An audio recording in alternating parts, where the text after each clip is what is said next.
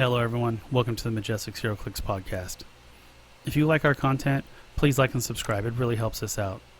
If you're interested in learning more about the Bronze Age format and the Majestix Open Series, please check out openseries.majestixccg.com. Also, if you want to learn about Heroclix strategies, tactics, and lists from the game's top players, please visit majestixccg.com/apex-insiders. Lastly, if you're looking for Heroclix singles, please visit our eBay stores at stores.ebay.com/MajestixHeroclix and stores.ebay.com/ClicksCollective. All the links for everything I just talked about is below in the description. And again, my name is Jeff, and as always, my co-host Patrick. What's up, everybody? Today, we are joined by the 2014 U.S. National Champion of Heroclix, the 2019 Team Worlds Champ, and now the 2020 ROC National Champ. And the guy's going to carry us. Wait, you're also going to carry us Don't remember next Team week. Nationals. Team Nationals. No, I said Team Cup. World. We had Team Cup win too with Paris and Esbrook. Oh, yeah. Come on. No. It's All right, sealed. fine. All right. Sure. I mean, it's like might as well have been a pre-release, but whatever. But okay, we'll give you that. Okay. But you're also the guy's gonna be carrying us to a win next week. Dude, right? for sure, man. You're freezing. You froze. Oh, God. There you go. Oh, there you go. So Jeff didn't believe me that you wear a robe when you play. Okay. Oh, yeah. And Very nice. what were you rolling dice?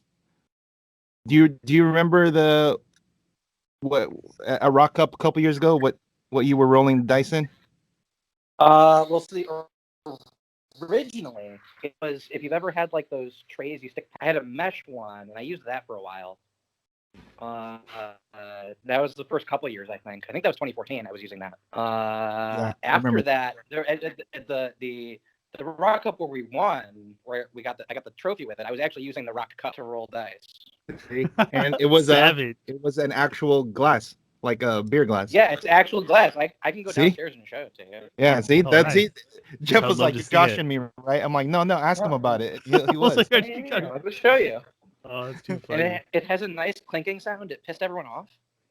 Yeah, dude, because he's just rolling it in there, and then boom. Oh, it's really loud. Yeah. Here, let me go give it a Psychological warfare when you're playing clicks. All right. Dude, it's funny, man. Well, And that's then, what dressing down is all about, right? People underestimate you. Because, when they think, Adam Friedman, 2014 national champion, and they look at me, they're like, well, that can't possibly be him.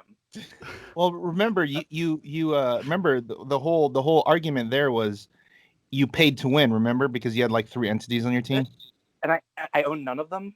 Yeah, that was the funniest part was I think one of them, like, you're like, someone had to overnight the figure to you or something because you didn't get it or something like that. So it wasn't they had to overnight it to me. I think it was Anthony bought one. Okay. He actually bought, but he bought it so late that it needed to be overnighted to get in time. There you go. That's what I it think was. that's what it was. Yeah. Yeah. So expensive. Yeah. So okay. Yeah. So for the cup, I think So- this. Yeah, is, see? Can you see it? Oh, dang, nice. And in terms of the sound, it's obnoxious. And you roll it, or you just turn imagine it that, over. Jeff, for like 8 rounds, him doing that. 8 rounds. In the whole That's like hole. every 2 minutes during a single game. No, that's what I'm talking about. Like, imagine doing that for 8 rounds, like, Oh, yeah, all it's the great. time. Hey, at least he wasn't playing the Black Glove Demon pre-errata. What are you talking about? That was the best. I've never been so happy for something to be gone. So we're also gonna poo-poo another thing. Okay. You Hold on. know it. You know it because you and PJ want to play it. What? You and PJ want to play the next thing that we have to put on. Oh there. yeah, I mean, I had 3 objectives for this year, for things to get errated or banned. Okay. I met 2 of them. We got Signal and Black Glove Demon. We got 1 left. It'll happen. I got to imagine it does. I mean, the We only have way to it do it. doesn't. We have to do it before the qualifier, though. Yeah. The qualifier? Yeah, we have an online qualifier coming up, like after in like late September. I thought the whole point was to unleash it at the qualifier, just like we did with Black Glove Demon, right? Do you want to? Okay, but that's okay. The Black Glove I Demon, feel like it's different. like, you can lose. Like, the Black Glove Demon is beatable. This bullshit is unbeatable. Okay, so we I don't need to prove it then. We agree. Well, I want to see it played. Okay. You know what you got to do? You got to show it. You and PJ got to do a little stream. Okay. And then play it and see what happens, just like you did with the Legion, the Legion thing. Yeah. Okay, that's fair. You have to do no that. objection to that. It's We'll set up a weekend for it, and we'll just do it. Yeah, for sure. Yeah, because it's complete nonsense. The funny thing is, it does create a really interesting head game of a meta if everyone knows about it, because there's different amounts of theme you can get, and going first is how you win. So someone has to give it a arcade 50-50 shot. Well, that's the final meta, but the problem is that's actually worse than the initial lowest theme version of it in basically that mirror match in some instances, because you don't have as many tools for for the handful of matchups that aren't like easy. Most matchups you just kill them and they're just dead and there's basically nothing they can do. There's like 2 archetypes and 4 other figures that it's like, okay, that figure's annoying. So like Mystique's Luthor, right? Jason's Things like Sparta. that. Yeah, stuff like that is annoying, but there are ways to play around it and still just play a game and win. Yeah. And so the more you go in either to the high theme or you're committing 145 points to Arcade She-Hulk, it gives you fewer tools to work with against those matchups. Yeah. Well, you would just do like the arcade, like what is it, the round table thing, where if you just switch it out to something else. Oh, you can't really do the round table because then you're not playing the reason to play the team. No. You're talking about playing wait, what are you talking about? Playing Arcade Vulture? Yeah. So like the final version of the team. So the first version is it's Vulture with basically a mix of lawyers and Friends of Humanity. And you're only like plus like 18 because that's enough to be plus 10 against most things. But then the next level of meta, like, so, and that one can play some other stuff. Like you have room to like play an Orange Proteus to help in certain matchups. You can play some ID cards to help in other matchups, and all sorts of little tools like that. But if you just want to beat the mirror, you just drop all that and play an extra 10 Friends of Humanity. And then if you want to beat that version of the team, you drop all the lawyers and you just make all them Friends of Humanity. And yeah, your charge count isn't as high. Like you, instead of going to like 30, you go to like 20, but 20 is plenty. And so finally, like the final version of the team on that line, I think it gets to like 42 theme, or something, or like 30 something is like the maximum you can get there, and it's basically nothing but him and or him and Friends of Humanity. That's the whole team. And so the way to counter that team is, because it gives you more flexibility and you win more often on theme there, is then the way you beat that is you play Vulture with Arcade plus She-Hulk. Because that gives you a 70-30 favor because their theme wipes out and they've committed all those points to it. So it's the circular thing, but then the version that had the lowest theme, the initial one you played, can play the tools to beat the arcade one, because the arcade one has to commit that 145 to it. So it's this weird rock, paper, scissors of the same team meta. No, see, that's not good. We can't have it. There's no way. That means everyone's playing like 3 teams. Anyway. That's for another day, but we need to talk about your win and the team. Bring it up. Let's bring it up, Jeff. All right. So we posted it. We posted Adam's team last night because he went 5-0 in Swiss. 5-0 last night, and you were like, should I just concede? And like, no, just go for the win. It's just easier. Please. Just easier. You don't want to miss that. Well, the funny thing is, being second seed gave me basically one of my worst matchups round 1 of single. Who'd you play against? It was Emily. So she's on the pseudo mirror, where she also has Vulture, Oz, Jason, and Valeria. The difference is she has Tri-Sentinel and some other stuff. And the problem there is, when I'm going second, that's actually a lot worse than a lot of the other Vulture variations, because she also has the Oz. So she's not as hindered by it, so she can get across.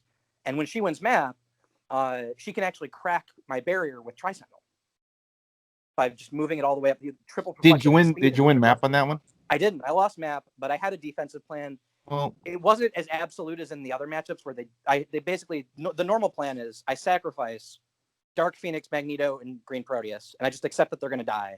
But I get to force them to use their Vulture is the idea. Yeah. Well, then, in that matchup, instead, she did a crazy thing where she moved up, used Jason to break it, and it became she needed to roll just to get the first set of hits to get to keep going.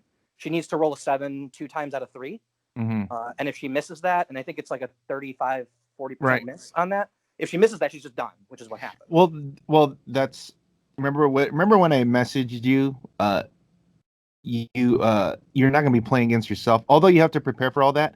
There's other people might not be playing or thinking on the same wavelength as you, so they might be doing different things that might not make it as optimal. Remember, she I lost actually 2 think games. her line might have been better than the alternative. It's just I just didn't No, like the math on it, so I wouldn't have gone for it. well, that's my point though. Like, Yeah. she lost twice, so that means there's some room for improvement. You went 5-0. Well, so I did find out what her 2 losses were. Mm. They were to the Vulture Mirror, and she has no defenses when she's going second. And so she lost map and just got crushed. You're just proving my point because you have a defense. You see what I'm saying? There's not only do you have a defense, but their window of trying to figure out how to break that defense is so small. If they don't catch that window, or if they don't see that line that's optimal for them, then you're like the odds are like supremely in your favor. That's the whole thing, and that's what it comes down to, right? Is trying to just put yourself in the best position to win, no matter if they don't see the most optimal side, then you're like, oh, it's even better. Yeah, I spent a good hour thinking through that match and all the different ways that you could change it up. And there's so why? All right, let's talk about why. Okay, first of all, you played a Vulture Mirror in the finals. It would be interesting to see how many Vulture teams were played in the top 32. Well, so I played 2 in single LM, so I got to imagine there's quite a few. Okay. Were there 2 different ones? I mean, so I played it in the finals and I played it in the top 32. Those are I had both. Oh, I thought you meant you played 2. I'm sorry. I thought you meant you played 2 in Swiss and then 2 in. No, I dodged them all in Swiss. Okay. I got lucky in the fact that my first win was only 105 points. So and basically, when Vulture's winning, he's usually getting 300. Right. And because of the way they do pairings, I had to my matchup was I played against Fantastic Four, Immortal Hulk, and then it was the 4-0 round. So it was the other 4-0 was an X-Men team. So I then played top 16. But obviously, Vulture is still a top team, with all like the, the full board reach from starting area. Oh yeah, it's you don't need to play theme anymore. So because you don't need to play theme, you can actually build the most use all the good stuff around him without having to be on theme. So your options are much bigger. I think the big thing that changed, and I was really thinking about this, is just really losing IDs, because you no longer have to worry about the games where they just go first and then they just Cyclops Vulture and take him off his starting 2 clicks. Mm-hmm. Those games are gone, and those were like a lot of the games you were typically losing with him. Mm-hmm. And so if those aren't on the table, then all of a sudden he's okay again. All right, so let's go by your team here, because it looks like it's like, wow, it's just a bunch of it's like a bunch of good stuff. Yeah. So explain why you came up to this particular list as opposed to other lists. Okay. So I guess the place to start there is actually the first iteration of the team. It was still the Jason, Valeria, Magneto package with Jason, Valeria, Magneto, and who am I missing? And Vulture was the original version. Mm-hmm. And it was just playing a bunch of Perplex type stuff. So it had like Everett K. Ross, Wesley Summers, all that kind of stuff. That's not Wesley Summers. It's Wesley Crusher. Wesley Summers plays Heroclix. Wesley Crusher is a Heroclix. Well, Okay, go. And so it was basically just get all the Perplexes, go in, hit you, do it, was the basic plan. And it was actually reasonably good against the vast majority of teams when playtesting. The problem is I found it had 2 very bad matchups, which was any of the Vulture mirrors, where if I lose map, I'm just getting crushed. And then the other one was specifically Widows. It was actually really hard. And it was because of a very strange line I didn't think of for a few weeks, which is literally they just move up on turn 1. In the version of the Widows with shifting focus, where they take away all your IT and then smoke under themselves. Because if they do that on turn 1 when they're going first, you don't have arms yet. So you can't get very good compensation for it. So if you go in and you send in Vulture, you're only going to have like the 3 damage plus whatever you perplex it up to. But usually you're spending at least 3 perplexes just an attack to not lose to Chase Widow. Right? You need it all to attack there. Yeah. You need to go in 4. You need to be a a Yeah. 14-18 like Right. all the time, right? Right, all the time. And you can't perplex down their defenses, which normally you'd like to do. You can't just Dark Phoenix shoot them to do stuff because they're all in stealth, and she doesn't break it. You can't Jason them out of position because they're all in stealth. You can't spin them out of position because they're in stealth. You can't Magneto them out of position. They're just in stealth.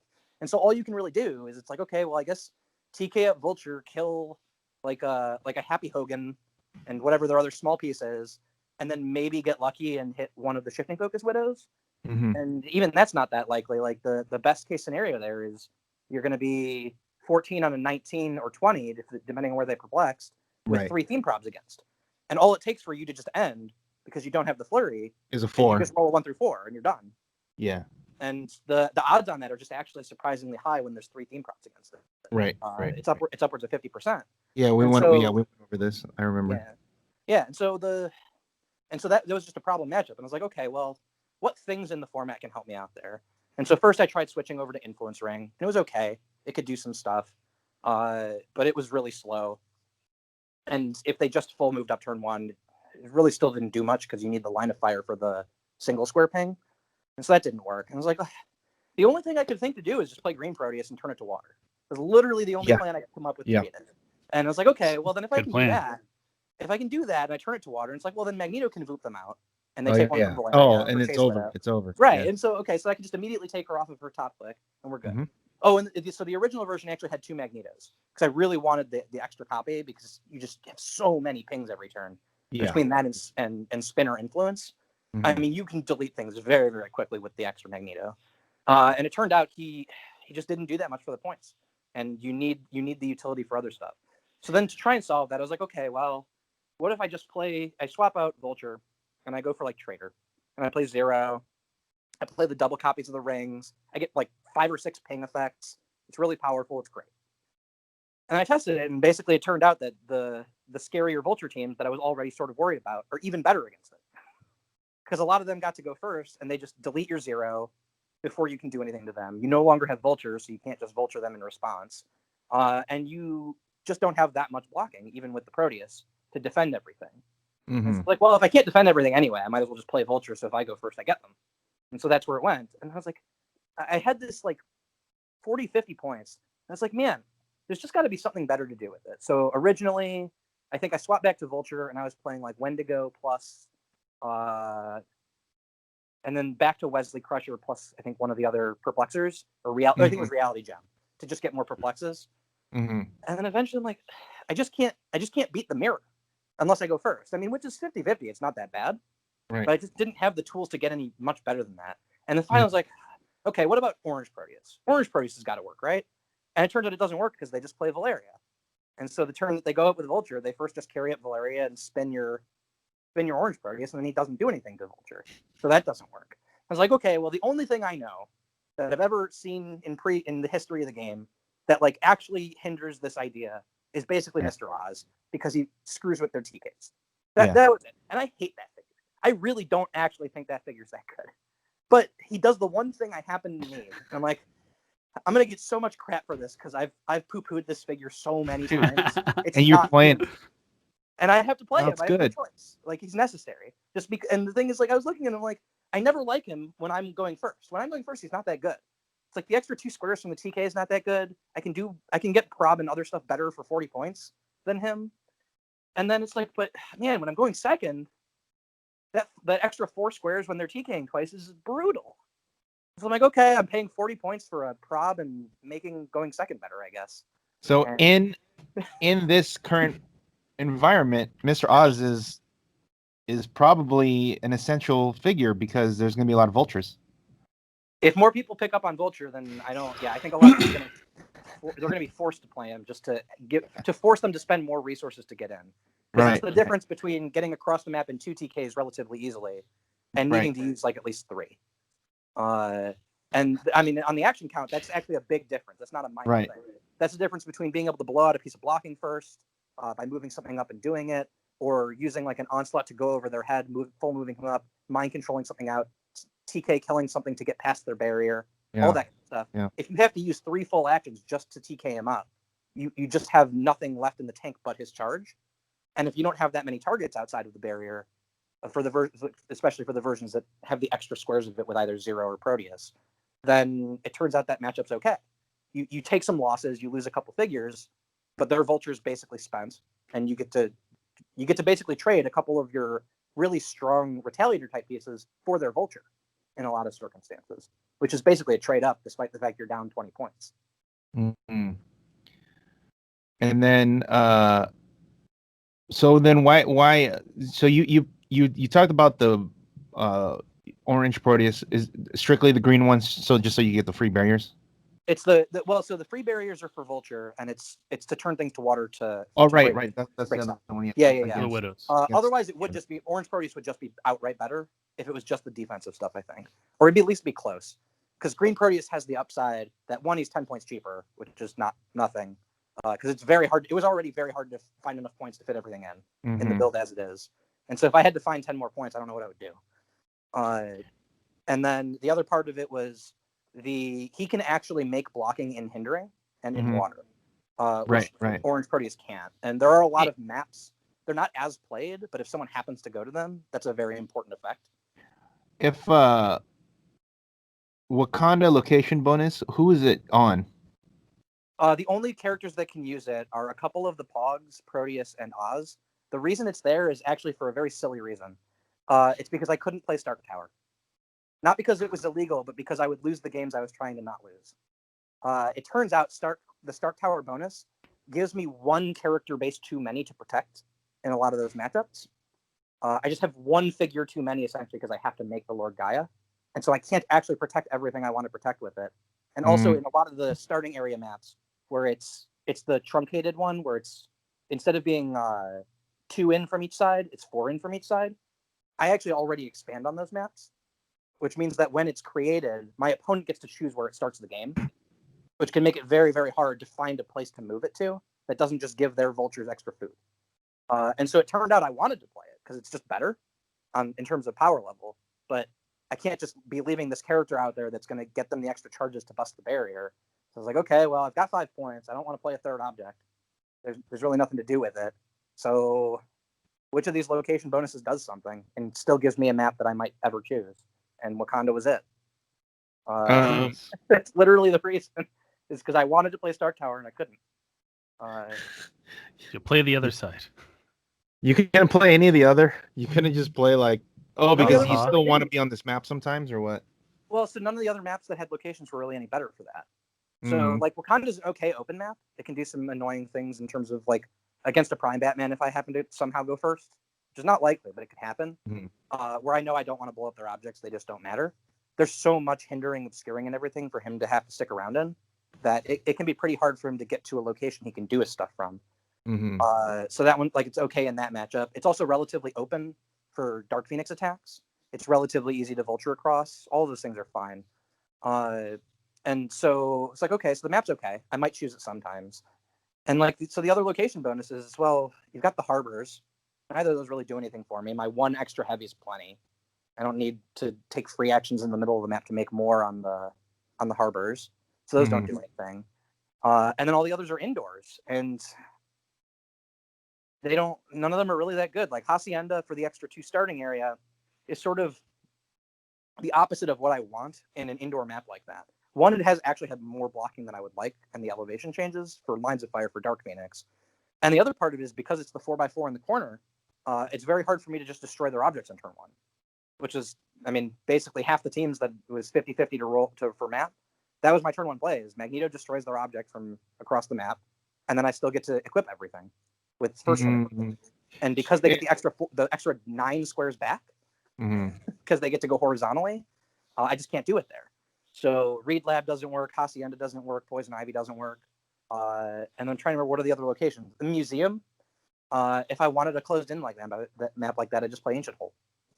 Are you always picking metal? I've noticed that when you win map, you're on Metal Arena. Metal Arena is the default. So the question is typically going to be between either Metal Arena or WWE, and it basically comes down to whether they have barrier access. If they have no barrier whatsoever, I would probably go to WWE. If they have any barrier at all, then I'm going to Metal Arena, just because it's outdoor.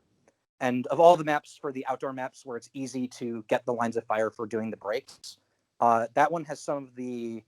It's strangely enough, it's one of the easiest ones to work with for getting the Voops I need to get Magneto where he is, and make sure I can still see all the things I want.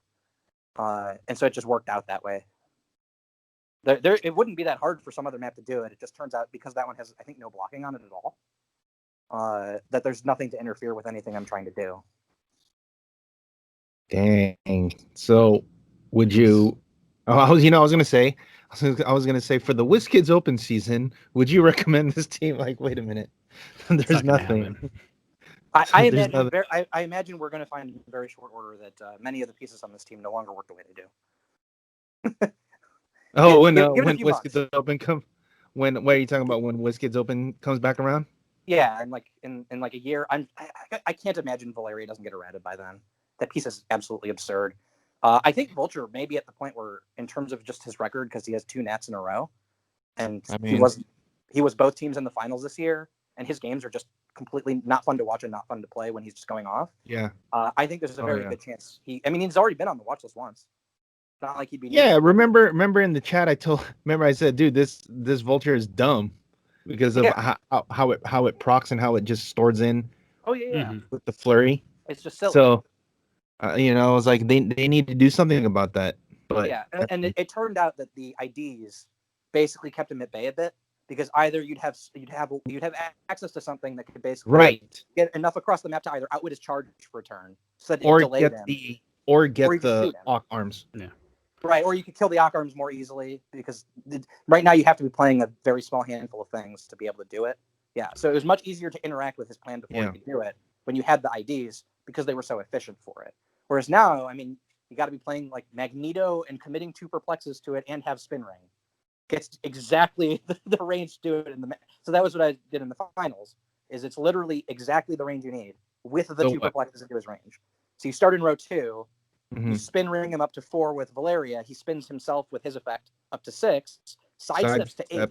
You double perplex up his range, and then it's out to 18, which is the 7 from their back. And it takes all of that just for a Magneto to do it. Just to shoot the Arc Arms? Right, to kill their arms, or I think Influence was one of the targets when they were playing Batman with like Hulk or whatever. Yeah, so in order to blow up an object on their side of the map, on a normal starting area map, that's a surprising amount of commitment you have to do just to even have that option. Yeah. Yeah, and overextend. And you already have to be playing a specific figure that has 2 of the pieces built in, right? He's got the TK with the big range, and he spins himself. Yeah. So if you're not using Magneto specifically, it gets even harder. Oh, man. So what do you think the meta is going to be next week? It's going to be a little bit different because of teams, but do you think every team's going to have a Vulture team? I would doubt it. A Vulture team in general. Then yes. Yeah, one of the 3. That's what I mean. You think every single one of the 3 will have a Vulture team? I would expect every single team's going to have a Chase Widow. Every single combination of 3. Maybe not everyone, but a significant majority or plurality is going to have a Chase Widow on one of them, a Vulture on one of them, and a Valeria on one of them. Sometimes multiples of those on the same team. I would expect all of those to be the case. Yeah. Maybe you'll get the outlier where someone plays some other variation that's still good, but doesn't happen to play one of those. But those pieces, man. I was actually very, very pleased when I didn't play against Widow all weekend. I literally had 0 matches against Chase Widow. Oh, really? No Widows, huh? 0. I played against Immortal Hulk probably 4 times. Widow 0. So what happened in your match against Steve? Because that was that a good game? Oh, I went first. Oh. That's what happened. We both had +0 theme. I went first. I killed his Influence Ring on turn 1. Yeah. And then I vultured him on turn 2. You got everyone on turn 2? It's always turn 2, except when it's turn 3. Wow, you even got through Hulk? Coming through all that? Oh, no, I just ignore Hulk. He doesn't do anything. Because, the problem is, I kill all their stuff. Okay, he's got some charge tokens. I'm Vulture, I don't care if he dies at that point. He's killed. I think I killed it on his team. All he had left was Immortal Hulk. I think at the end of it, I had my Valeria on his side of the map. I forgot how she got brought up at this point, but he had Valeria on his side of the map to kill the Dark Phoenix, because I wasn't able to get to it with Vulture.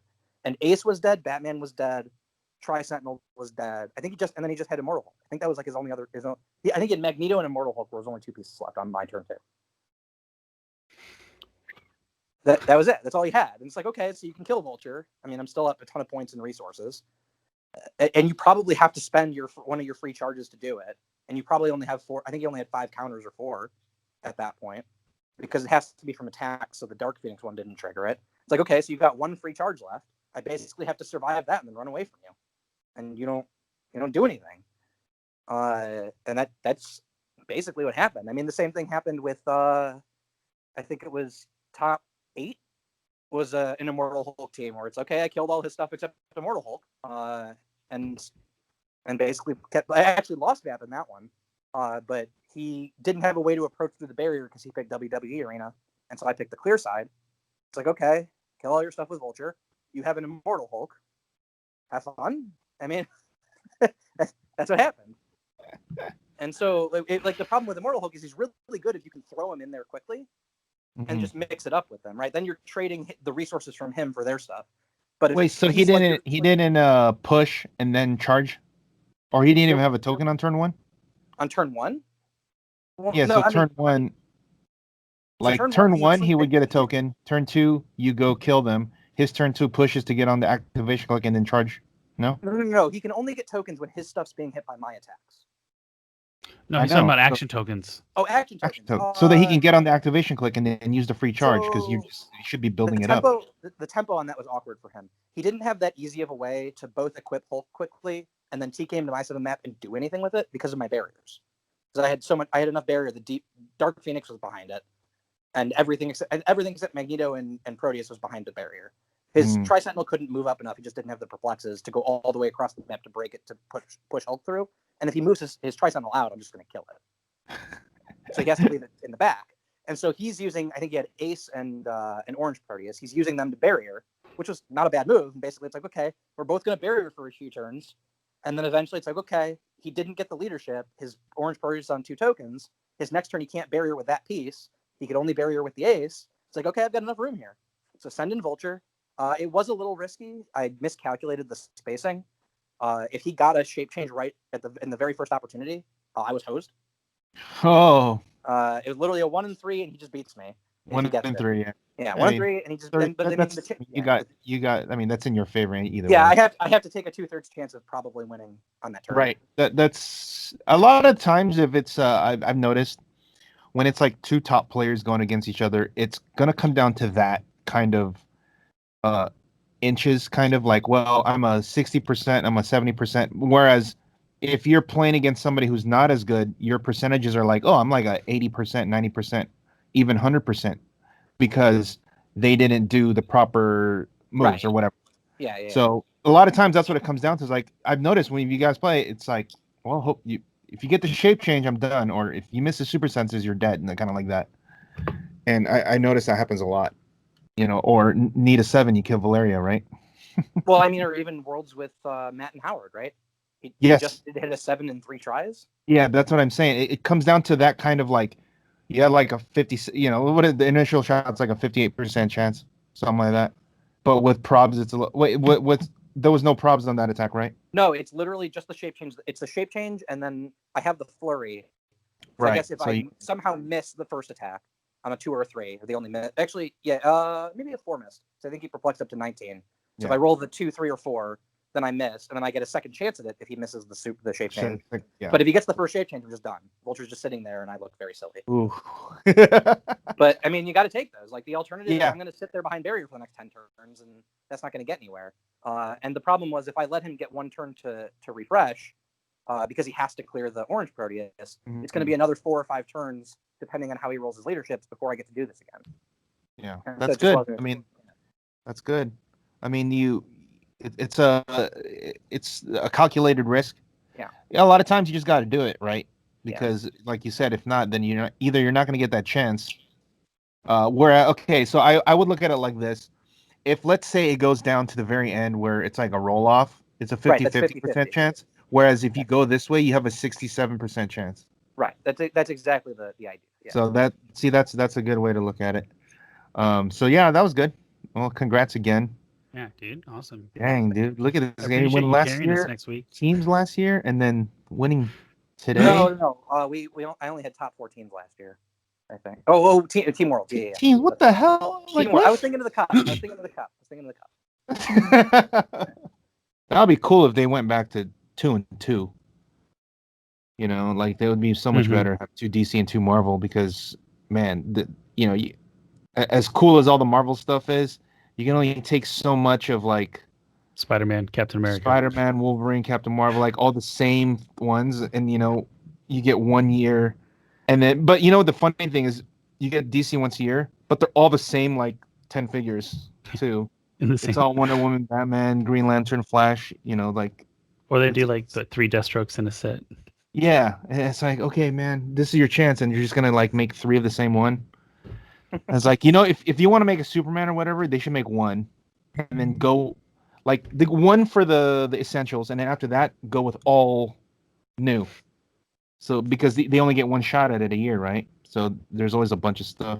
I'm hoping at some point they'll have like a Suicide Squad, like a villains set, and have Suicide Squad as like the main set, That'd be sick. like the main keyword, so that because they have a bunch, and that team ability has not been getting any love as of late, right?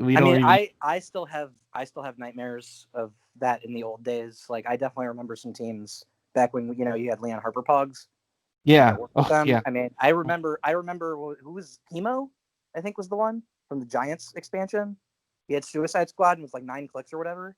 Well, this is before Jeff's like. Oh, okay. He was like the Giants. Wait, it came in like a pack of like. Yeah. 7 of them. Yeah. I sold one of those sometimes. Chemo, Adam Smasher, Giganta.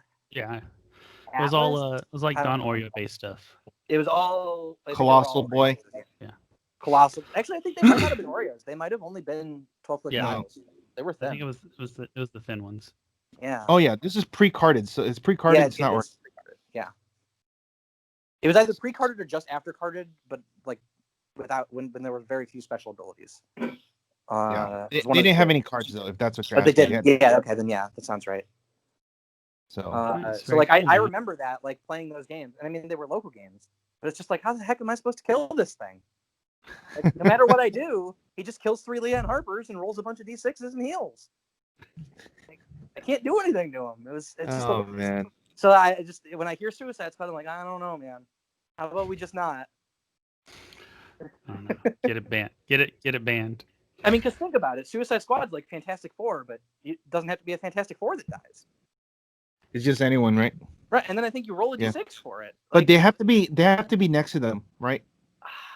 I'm pretty sure they have to be next to them. They might. That might be the case. They have to be next to them, or else that's stupid. Because everybody, you should be doing that. Yeah, they have to be next to them. Okay. I guess one of the best ways you could do it would be to just play a good, like a really good wild card, and then just keep the Suicide Squad in the back somewhere, and then just you don't even have to in the back. You just copy it. Well, under the new rules, you just copy it once, and you have. No, I know, but you don't want that. Oh wait, so even if the Suicide Squad guy dies, you still have it? That's my understanding. Yeah, I believe that's how it works. Because you keep it until you pick again, right? Access to it. You just get it forever. You get it until you choose a new one. Okay, so even if it's not there anymore, you still have it. That's what I thought. Okay. I think that was I think that was specifically in the TMT update. Oh, okay. When it changed. Okay, well, yeah, then that's better then. I mean, Waller has it, right? The 35-point one. Yeah. So yeah. 35 points if you want to wild card it. And she's already pretty good. Just find a really good wild card and just run a bunch of pogs, whatever, Friends of Humanity or whoever the hell. Shoot at henchman, yeah. But in bronze, there's a bunch of lawyers. That is very true. A bunch of Adam Friedmans. Well, you're a lawyer, right? Yeah, I'm an attorney. Yeah. What do you practice? So mainly our firm practices what's called the law of reasonable fees. We mostly audit other attorneys' bills. Oh, so you're like if you're like a oh god, if this was like the police department, you'd be like Eternal Affairs. You're like, oh, those guys. Those guys. You're like that guy. You're like, oh man, it's these guys. Shit. So do you so you're just like looking at numbers all day long, right? I wouldn't go that you far. I mean, it's not all day. I mean, I get home and I don't necessarily do it then, except when I do. Except for when you look at Heroclix and you look at more numbers. Well, when you put it that way,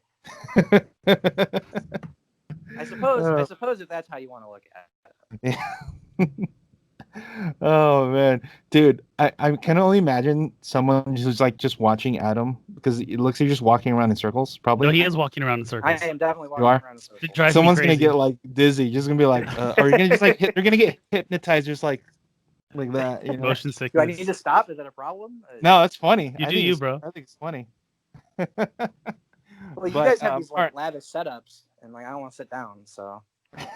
You do you, man. you've Wait, been hey, you're sitting- the champ, man. It'll You be do funny if whatever need to do. you're playing like this on roll 20. You're just walking around and moving all the pieces around. That'll be funny, but you can't, right? You Because think that wasn't happening? well, on were you opponent's carrying turn, I go up and I take like 2 laps, like while I'm thinking out what I want to do. Oh, that's funny. Nice. All right. Well, I guess that's it for Cool, man. for now. We got to bring you back on because when we talk about more bronze when it gets closer, I expect a tournament. I expect a tournament report. And then I gotta write it. Yeah. Yeah. You Voice like writing? diction. Come on, you I do, but you do. yeah, I don't. He doesn't submit less than 2,500 words. If it's less than 2,500 words, then it's like, are you okay? He's like, I'm in a rush. It's normally like 3 or 4K. Damn. So I expect. The secret is just find a tangent and just ride it out.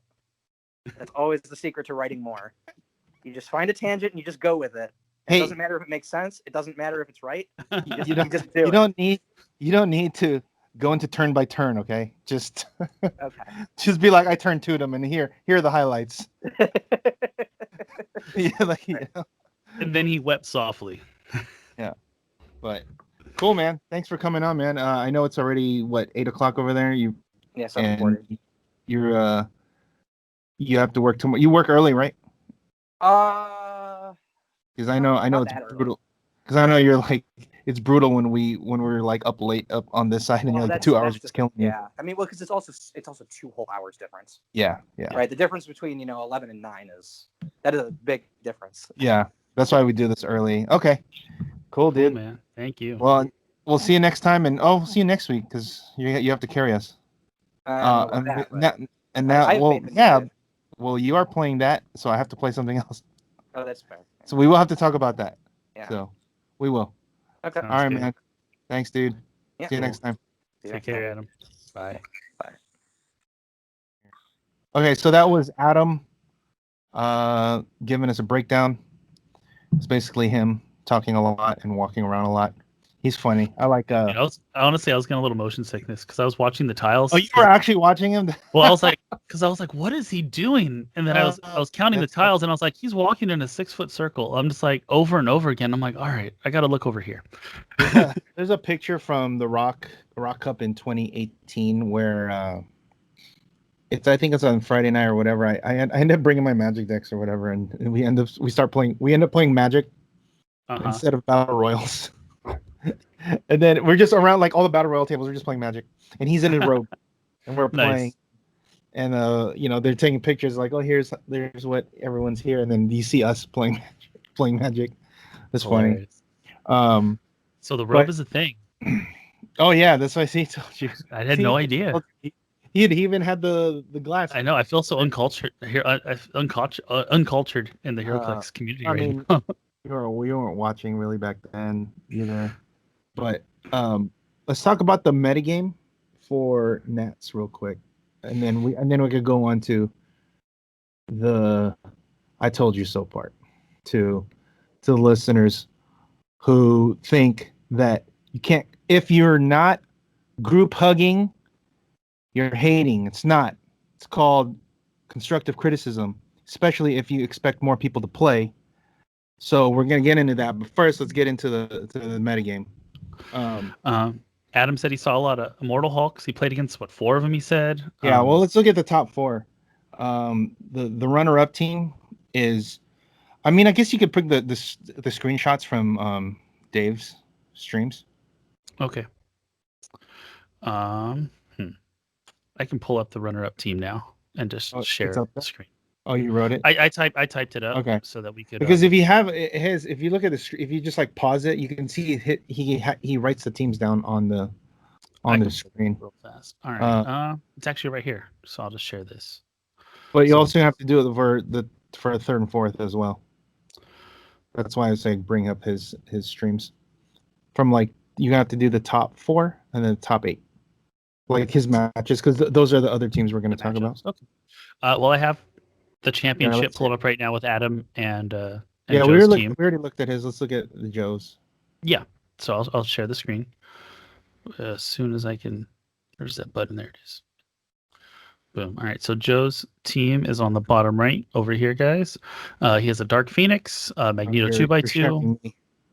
Oh, L. There we go. All right. Oh yeah, here we go. There you go. There we go. This is So what I'm talking Dark, about, yeah. yeah. So Dark Phoenix, Magneto 2x2, Wendigo, Jason Wingard, Ace, Vulture, Prime, and a Valeria Von Doom. And it's Spin, basically the same shell. Octopus, Like arms, yeah. but they have 1, 2, 3, 4, 5. So they have 7 items. The same. Wow. Mm. Right, because they both have Dark Phoenix, they both have Magneto, both have Jason, both have Vulture, both have Valeria, both have Spin, Octo. And so the main difference here is he went for Ace and Wendigo instead of Mr. Oz and the Shield Diplomat. Tip. If for like I guess a mirror match like this, I mean, I don't know how good Ace is when your defenses aren't that high, because Ace should be stopping probs when your guys have high defenses, so that let's say they need 6s and 7s and they roll a 5 or 4, that's more useful. But if they only need 4s and 3s, she's almost negligible, because 3s and 4s on Flurry, man, that's not deterring anybody. And then obviously she'll die.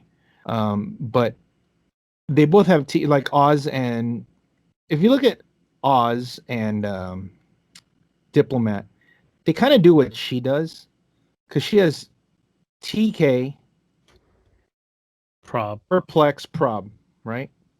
Oz and Diplomat have TK, Perplex, Prob as well, for the same amount of points, right?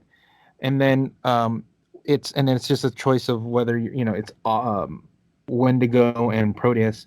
The defensive capability of what Proteus does provides is probably better for this format, because I don't see Wendigo getting all the way across the map quite like fast enough, in my opinion, unless they're bringing their fight across the map.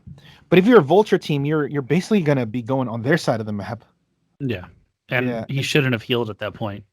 Should right. Be able to one-shot him. Yeah, exactly. So Wendigo kind of is redundant, and so Proteus provides a little bit more versatility, utility.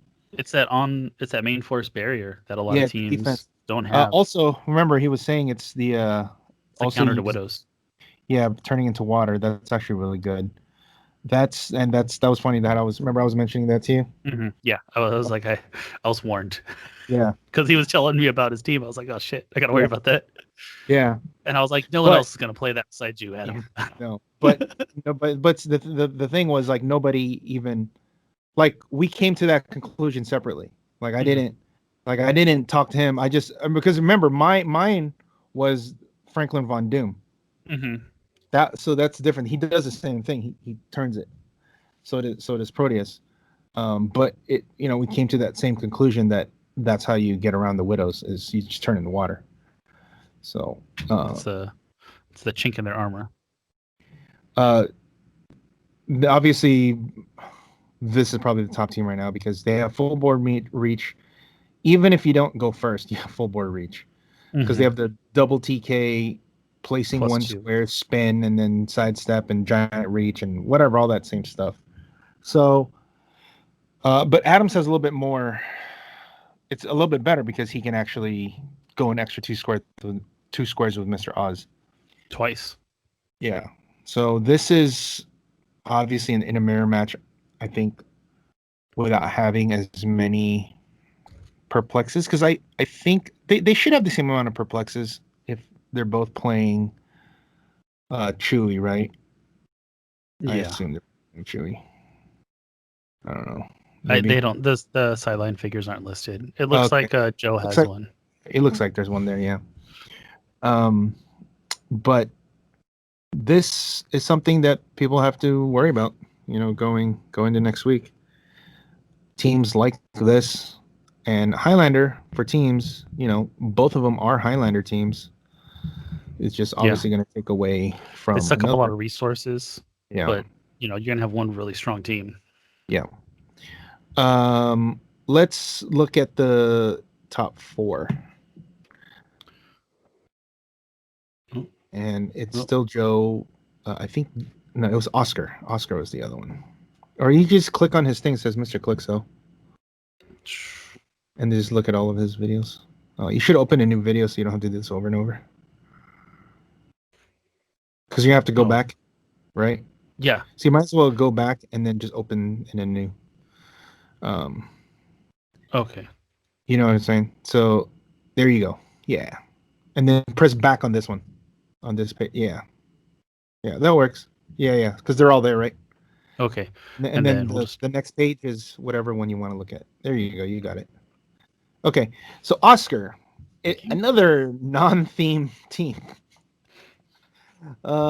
This time with Chase Black Widow. And we were just talking right before that for the most part, you're always expecting Black Widow to be on theme.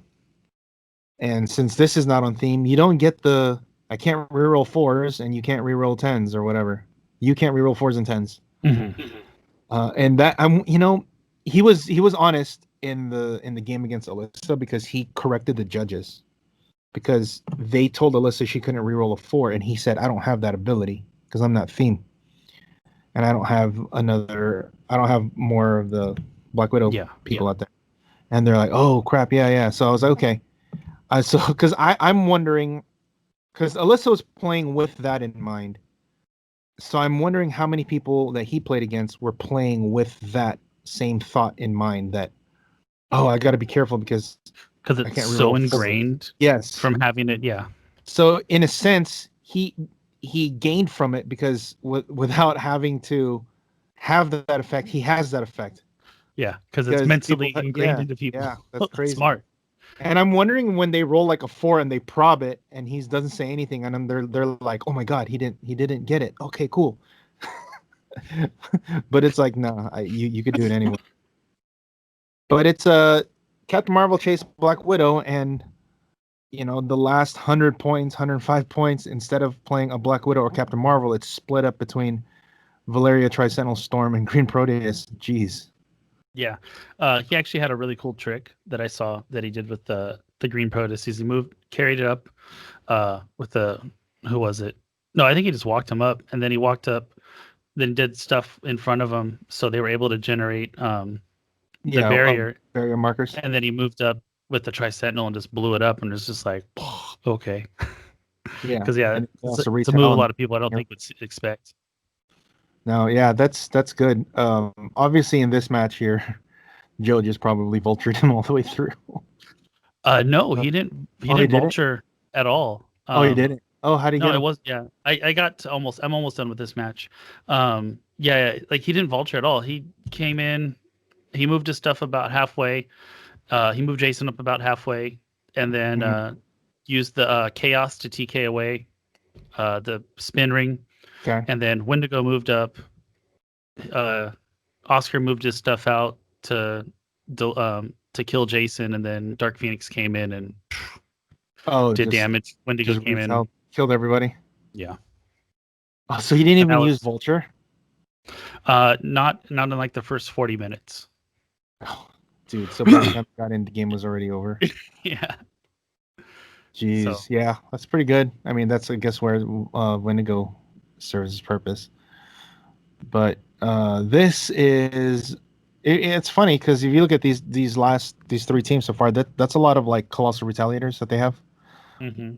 and there's not supposed to be, not as much retaliators in this format, but there's still a lot you're seeing. So, all right, let's look at number. Valeria is the theme of it. Yeah, Valeria here, Valeria there, Valeria everywhere. So Dark Phoenix isn't too scared of her because she'll come in, hopefully kill something and heal. So it either will balance out or she'll still come out positive. Well, it depends who goes first, because you can also carry Valeria up and then just spin Dark Phoenix. Exactly. Right? Yeah, no, I'm saying if Dark Phoenix gets the situation to retell within 6 of her, it's not as scary as it is the rest. Yeah, because or within 4 of her. Mm-hmm. It's within. Because you'll take the damage. Right. Okay, yeah, then that means she'll probably just go into the same stop click. Or if she killed 2 things, she's still net positive. So. Wait, what are you saying that? Dark. Okay, I don't understand. You're saying Dark Phoenix is not scared of Valeria? Is that I'm saying it's not as detrimental to Dark Phoenix as the rest of the retals are. So, example in this game, Joe comes in, calls for retaliates, kills 2 things, and he heals 2. But because of Valeria, he takes 1. So he's not where he started off. He's still where. Oh, he killed with. Yeah, he killed his Tri-Sentinel and I believe his Storm. Or something, like he killed 2 things. Oh, okay. But who went first in this game? I believe it was Joe, because Joe stole the spinner. He moved up and then Joe stole the spinner. Right. Okay. Yeah. Okay, that makes sense. But yeah, because if it's like, how would he get the spin if Valeria's already there? But yeah, so I guess that would make sense, because if she doesn't have the spin, then she can't spin. Dark Phoenix, for sure. Makes sense. All right, let's look at top 8. All right. So, Alyssa McNeil.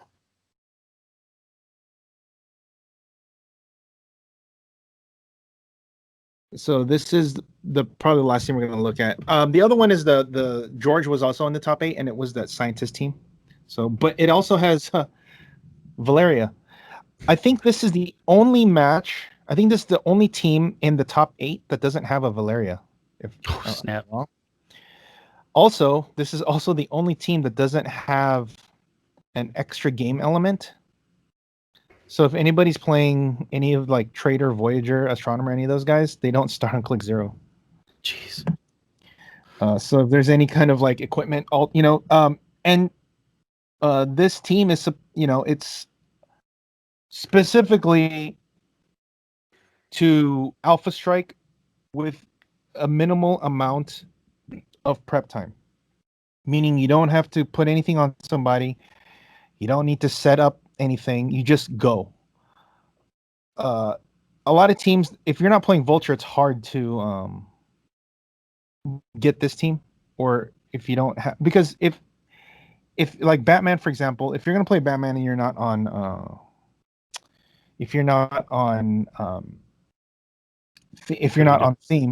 theme, then this team just runs into one of the rooms. And then now Batman can't shoot. Right? Because it's all indoor. Batman can't shoot. Which means on turn 2, Voyager will just push and base the whole team. Which is basically what Alyssa did, but Oscar did a good move by, breaking the walls with Sentinels and all that stuff. But even like I was talking about earlier, even with all that, Alyssa still managed to kill Tri-Sentinel, Storm, and Valeria all in one turn. And then throughout the game, but in return, nothing died, right? Only until the very end. Yeah, no points were lost. So he was kind of like in a hurry, and in the very end, he got Medusa and Micron. But there was a lot of room for her to get more points because there was a Vulcan out there, as well as a Captain Marvel that was basically vulnerable to just dying, because you can hit her off of the top, and then you can Black Widow her where she doesn't have invincible, and you just boom, hit her to the next stop, and then you can probably just poison her or whatever, right? So that's it was a really close game. She lost 100 to 95, but yeah, it was super close. Alpha strikes like this, if you're a theme, they have a good chance of playing. They have a good chance, really good chance. I think because the format looks the way it looks, where it's kind of like you have a bunch of good stuff, and then like, well, you can't get everybody unless you have Vulture. This team can get everybody too, because it can attack and poison like there's 3 total actions after move that it can do. It can move. So move with Voyager, Micron follows, he attacks, make a living hair attacks, Black Widow makes a recruit poisons, and then attacks. So that's 3 that's 3 actions that you have to fight with. And then now your counterattack hopefully she killed stuff, or the team killed stuff, and then now you don't have enough to kill back. And then now Black Widow takes over because you have to deal with Micron, the hair, Captain, all these guys. It's a lot. Yeah. Funny story with this, I was telling you earlier. Alyssa was going to play a Fantastic Four team with Batman, or she was going to play a different. She had a couple of ideas. Number one was a Black Widow, similar to but just like Black Widow, Captain Marvel, whatever. And the other one was the Fantastic Four Batman team, but it was an actual Avenger team. It's like she has I think they have Fantastic Four and Avengers keyword. The team has that, and then but you can still play I believe you could still play the what are the Invisible Women's? I think they all have it where they can switch out from the sideline. Yeah, I know what you're talking about. Yeah, so he has that option. So it's like an Avengers theme, but she switches out some of the Fantastic Four. Because she has Avengers. Yeah. And then she makes Batman an Avenger, right?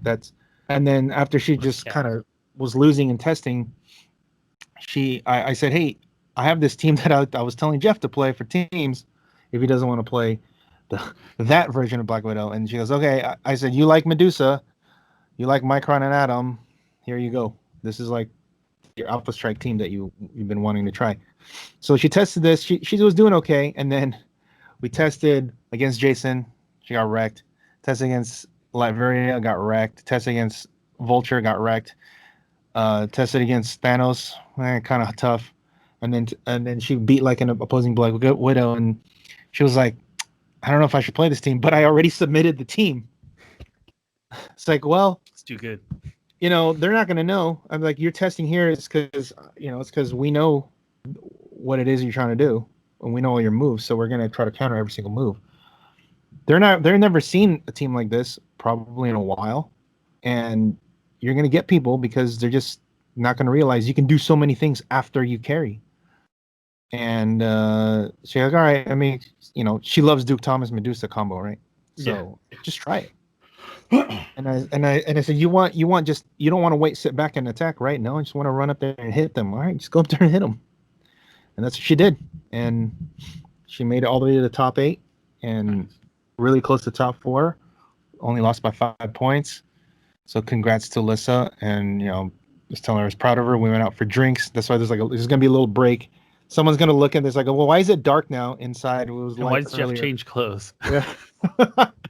Yeah, so we have to go. I was like, hey, we got to take a break because she wants to go to happy hour and get some drinks at Tilted Kilt.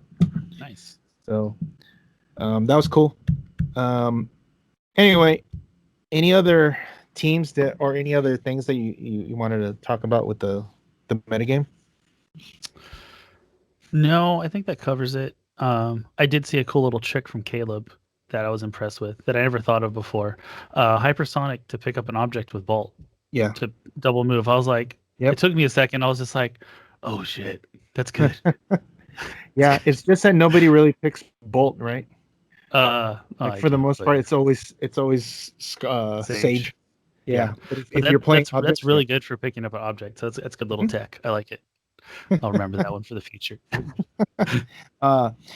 Welcome to 2020. Oh, damn. I was this years old when I discovered. Yeah, you're that guy. Yeah. Well, like I said, it's because there isn't. How many have?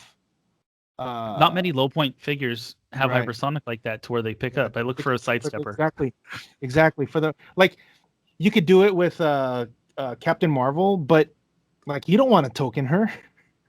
I feel like it's a waste. Yeah. Yeah. So she's the one you don't want to token. So the best way you could do it is obviously the the pog.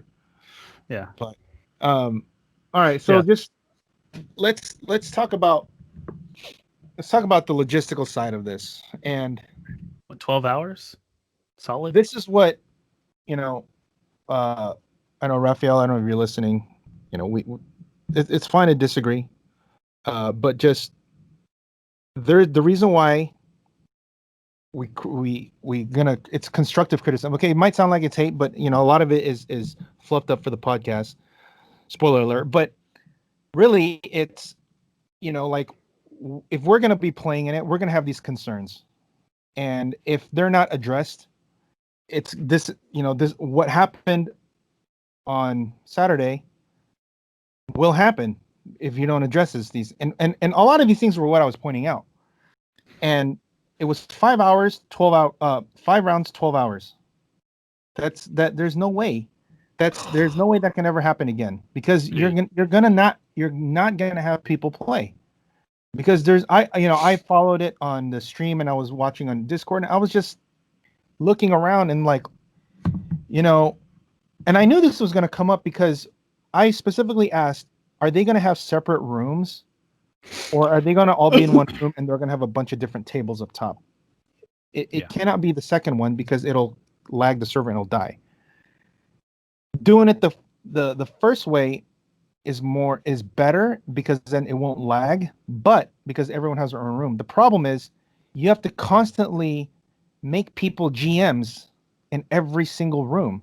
Very time consuming. That means every round you have to make like 100 people every time make new GMs. Then you got to port over their stuff there, and then you got to give everybody their link to go. You know, you go to this or whatever, and then the ones that you missed, or oh, this is the wrong pod, this is the wrong this, that, whatever. The wrong link. Yeah. You know, it all adds up, and 12 hours for 5 rounds. No. 7 hours, 8 hours, fine. 7 hours, I mean 8 hours I think is pushing it for 5. But the point is, if it's not ported for online, I don't know why I have to, you know, I don't know how I should articulate this, because people can so what is the alternative to not have anything? For high level like this, yes, because this could have been like this. The second day obviously was a lot easier, right? Because it's only single elimination, and there's only 32 people, so it goes down to 16. It's no problem. But if it's not ported for online, and by that I mean it's not automated for online. When I go play Magic Online or Arena, when I win, if I'm in a tournament and I win, it automatically puts me in the queue for the next game. It puts my record right away. I don't have to report it. It just reports for me. And then the pairing system will automatically pair you up with the next guy for the next round. All that takes, let's say there's a 32-man event, and you're the first one done. Okay, you have time. But as soon as the 31st and 32nd player are done, their stuff is inputted instantaneously. And then there's like really quick, it goes on to the next round and it pairs you. It's like a load window and you go. Yes, it's like really quick. Boom, boom, boom. Then the minimal time is, are you ready? You click yes. Are they ready? You click yes, and then you go. Because it's not ported in that way, everything has to be manually done. It's hard to do something manually in a digital world. Quickly. Quickly. You can do it, but we don't live in that age. Like, you could play fantasy sports back in 1990 when everything was written, because everybody was doing it written. So this is what. But you can't do that now because everything is automated and everybody has stats up to date. So you can't do it rotary style. Analog, right? Yeah, analog, right? Yeah. You cannot do that if you want this to be a big online thing. I mean, there's way more things that I see. I don't know how big a deal it is, but I do know this. I know this for a fact. You don't know if Another person is just like playing their game for them, and they're just telling them what to do. You have no idea, right? Yeah. If for all you know, it could be Isaac just telling the guy, "Hey, do this, do that, do this, do that." Another thing, and I think this is it's a good point to bring up, but I don't know if it's applicable here. You know how when they're all seated in their rooms, they get like, I don't know, maybe 20 or 30. There's like 20 or 30 minutes in between when you get seated down across your opponent and stuff is set up. You set up your team and everything. Mm-hmm. From then to them telling time starts. Well, this happened in Steve's game against Adam. And I actually, this is a good point, and I completely can see Steve's side because it's not fair. What's that? I'll add something on later from Steve's first game.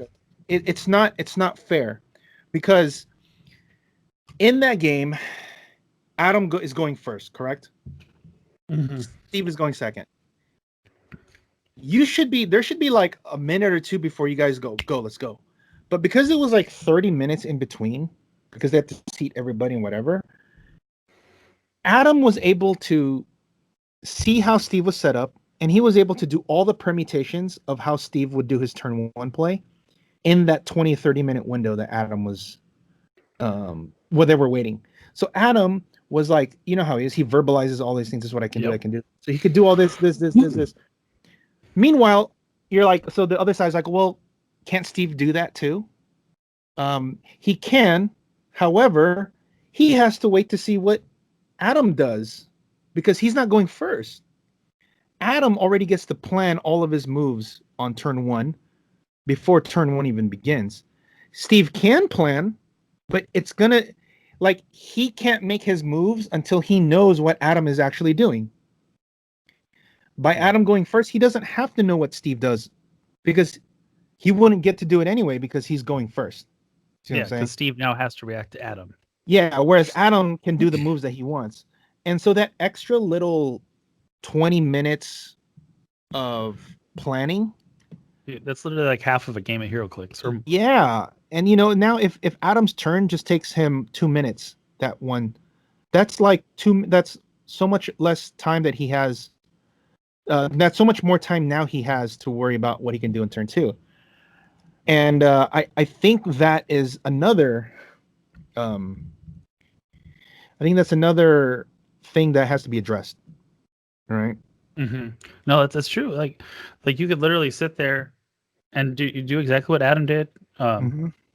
Because usually you're in real life, you're like, oh, I don't know that figure. Give me a second. Let me look at the card. Okay. Oh, hold on. I got 20.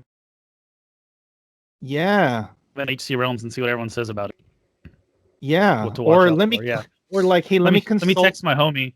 Yeah. Let me go message these guys and say what did you do against it? You don't know. So you said you were adding, did you want to add something to it?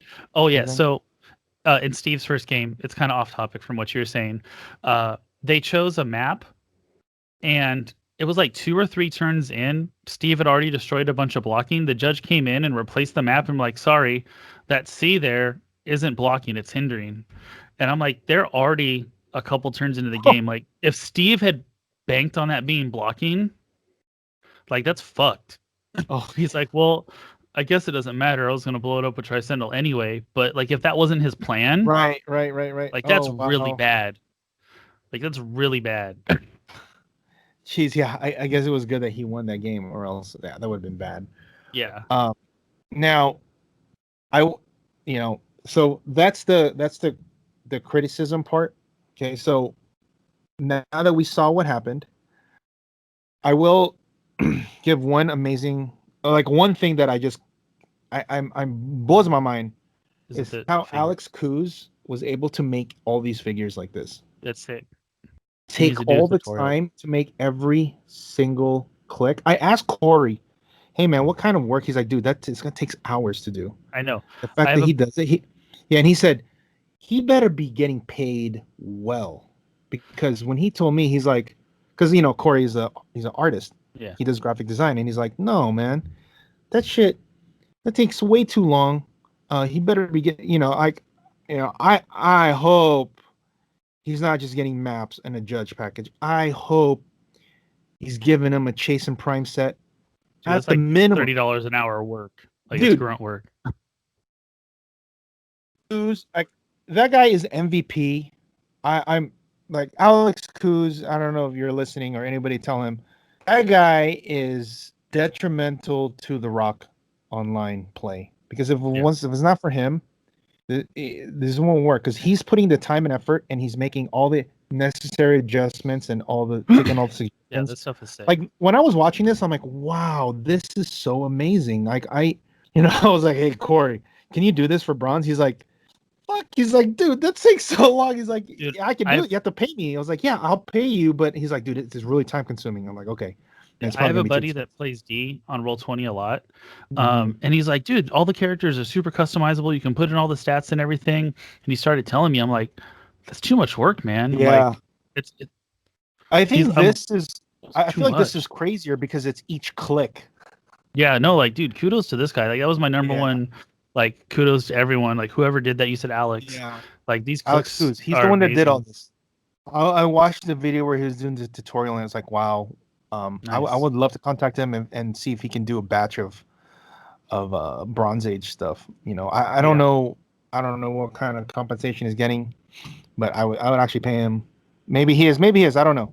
I just hope that he is getting compensated quite well, because this is the amount of time and effort that's taken into this. So tedious.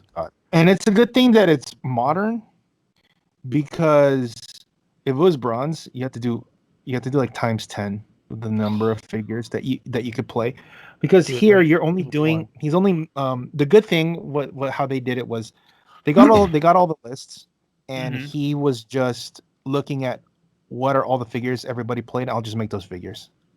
Yeah.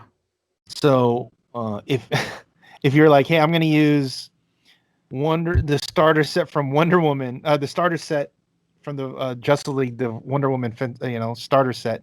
Like, nobody plays that, then he's gonna have to make that if you want to play it online. But luckily, it is a smaller pool right now, so all the things that he's making, it's in the grand scheme of things, is not that much, because he's only making a drop in the bucket. yeah, because he's only making like the quote unquote good stuff, and just a fraction of what's like most people play the new hotness, right? Yeah. Like, there probably wasn't a lot of Secret Wars Battle World figures being played, or Earth X figures being played. So it was probably like the most recent set. It was probably just Vulture. Yeah. Vulture, Black Widow, and JS or Justice. Well, no, I'm saying from Earth X, it's just Vulture, I think. Oh yeah, then Secret Wars. I don't even think anybody played anything with Secret Wars. So that's like, in two sets there's one figure. Yeah, that's solid. Yeah. So you got Mr. Oz from Rebirth. Yeah, Mr. Oz from Rebirth. That's what 2 out of 3. I mean, the ones you have to make the most out of will be Justice League, Fantastic Four, and Batman Animated, because you have to make the Trouble Alerts. I'd say, and then the Colossals for because the Trouble Alerts you're gonna make like 12. Yeah, you need all the Trouble Alerts, all 16 of them, right? No, 16, and then 4 Troublemakers. Yeah, and then you're gonna have the X-Men Animated is gonna be actually a lot in X-Men Animated, because you have the Dark Phoenix, you have the Proteuses, you have Storm and Wendigo, and you could probably, like, I saw a guy that had the double cable, like the triple cable, whatever. Yeah, that's a so cool he probably team. made at least a couple hundred figures. I don't. Maybe he did. I don't think what's actually played. I think that would be a good number to look. I don't think in this. How many different figures? I don't think it would exceed. I don't know. It'll be more than 100. Okay. Well, so we take. I'm gonna say main force, because I'm not gonna count the sideline, like the Troublemakers, Trouble Alerts, because they just everyone has those. Actually putting it on the board. I'm gonna say like 20 figures that he's making initially, right there. I'm gonna say like 120. Okay. 120. Not including, or including the Troublemaker Trouble Alerts. If you include the Troublemakers, I'm gonna go. Okay, let's go 140 everything. Okay. In terms of figures, not like spin ring and shit like that. I'm gonna go Got it. 140, and I think 140 might be a lot because there's a lot of teams that were Very similar. that were like very similar. Okay. They're little. Yeah. What do you think? Do you think it's 200? I mean, look, he might have made I was saying 200, like maybe but 150. I'm saying how many And were actually out how there. many individual pieces were played Yeah. in the turn? Yeah. And yeah. I Oof, guess yeah. I guess you would have You're to. probably right. Yeah. You know what? You were looking at that one guy's team where it had. You don't have to share this anymore. Oh, yeah. You were looking at that one team that had the Jason. It was Joel's team. It was Joe's team that had all of the. Remember, it was like, oh, what pogs are those? But there was no figures. So I'm wondering if they're just like, we're just gonna put the since you're not playing those figures, we're just gonna put the pogs. I believe that's what happened because I'm looking at I was looking at Adam's team. He didn't have any of the figures. It was just the pogs. So I'm wondering, that's like, the for support. example, Miles and Gwen. I'm pretty sure he didn't make that guy, like the actual figure. So that would be a bunch of them gone, right? Because nobody's playing Miles and Gwen. Yeah. So And I think most of those bystanders already made. No, I'm talking about having the figure, not the bystander. Yeah. The figure. The figure, yeah. They didn't make the figures. Yeah, that's what I'm saying. Like, no, I'm talking about him making the figures, not the. Like he didn't make Miles and Gwen, and I'm sorry, he didn't make but he didn't make the Miles and Gwen. He just made the pogs. And actually, the pogs It looked like it's probably already out there. Yeah, it's already made, right? Yeah. Also, you don't need to make those because they're only one click. You just get a picture of it, boom, and you're done. Yeah. Whereas you don't have to do the different sides. I think that's cool how he did that. So, the gameplay on map was pretty good because you're able to click your guys to different clicks. Mm-hmm. I think that's cool. And all the dials are there, which is huge. Yeah. It's saving you a lot of time going back and forth between Roll20, which I know was one of. Yeah. Oh, geez. And I hope though that, I mean, they all double checking it because they all have them as if there's no mistakes on the dials. Like, oh, he doesn't have size up on this click. Oh crap, that's right. I did hear through a lot of the of David's videos is so and so's not on the right click. They're like, oh, okay, let me check it. Mm-hmm. Yeah. So I forgot to reset it. Sorry.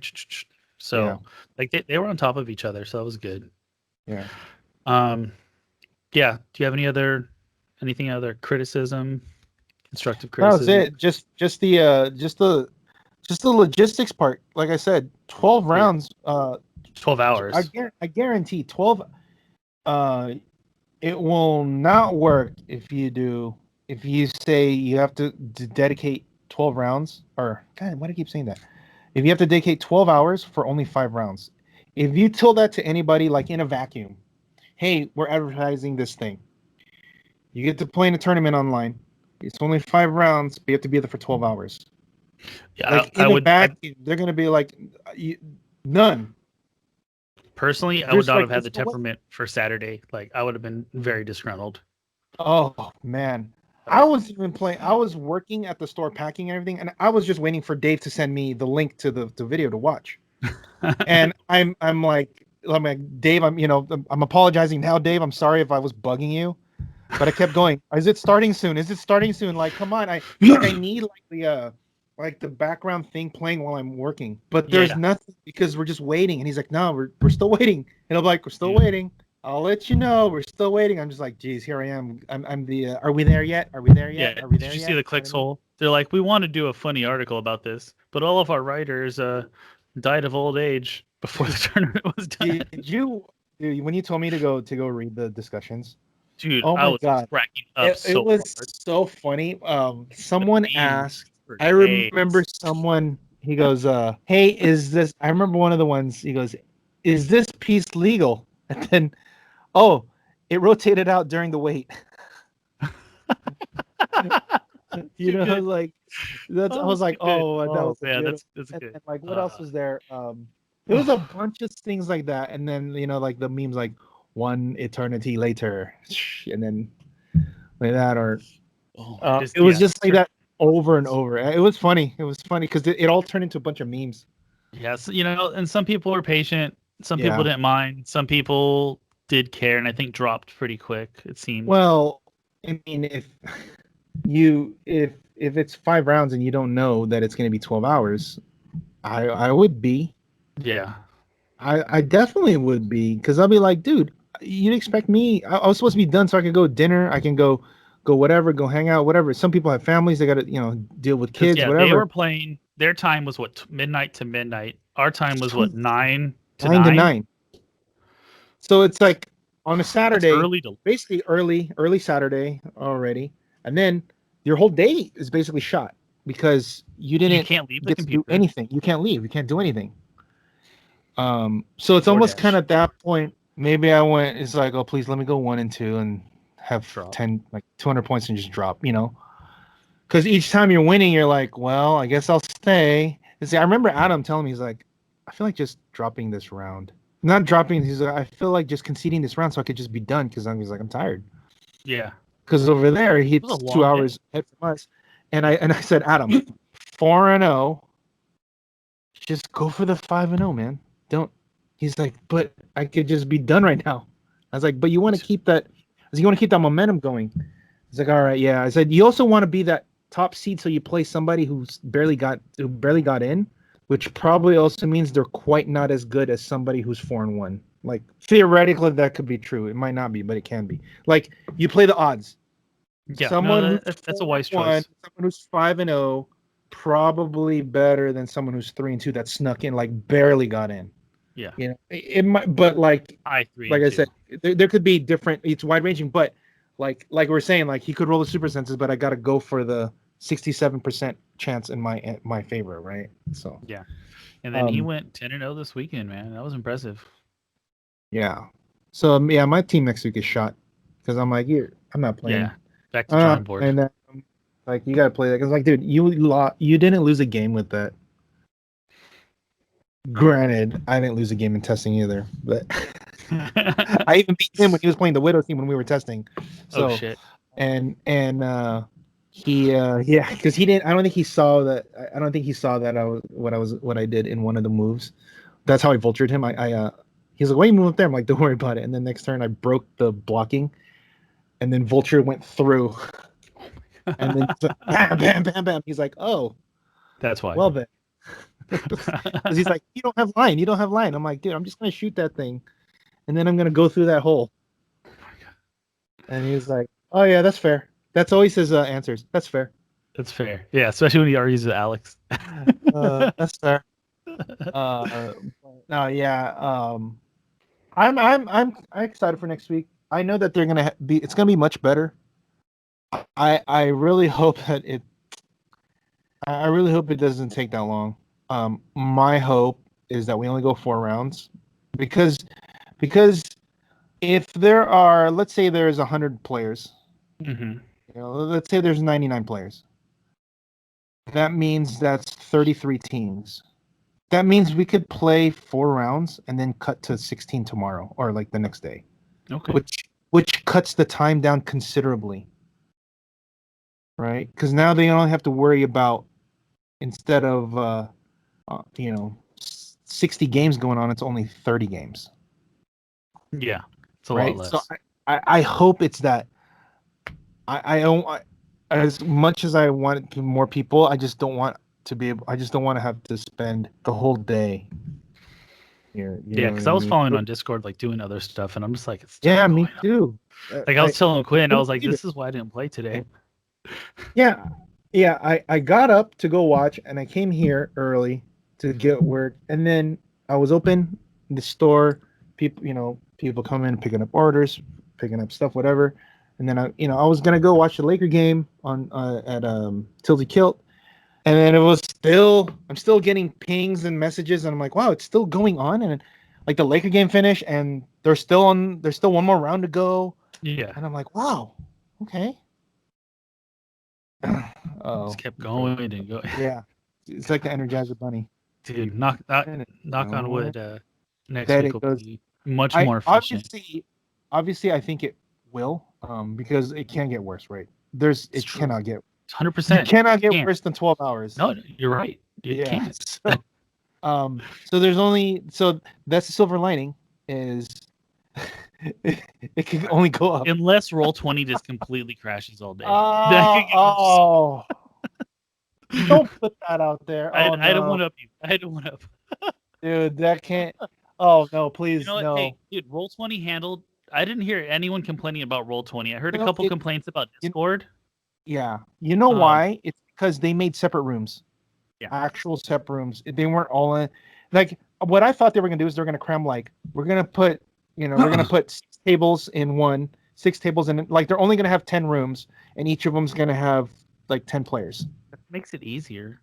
But that's when it would lag. So maybe teams they should put all 3 people in one room, 3 tables in a room, and that might make things much more simplified. It'd be like room absolutely. 1, table A or something, or could be. But then I think if we do that, we have to do the dice thing on the map.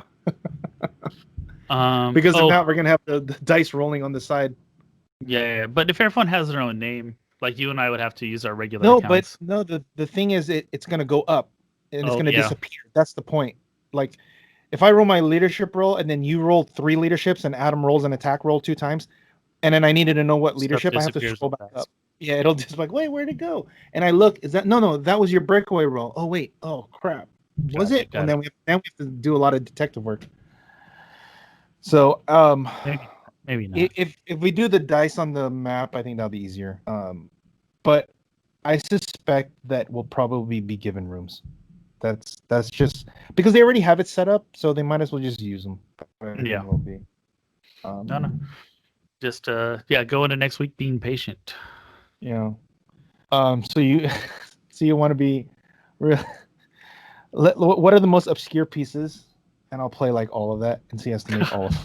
Fucked up. Do some like Battle World, just everything. Spider Island team.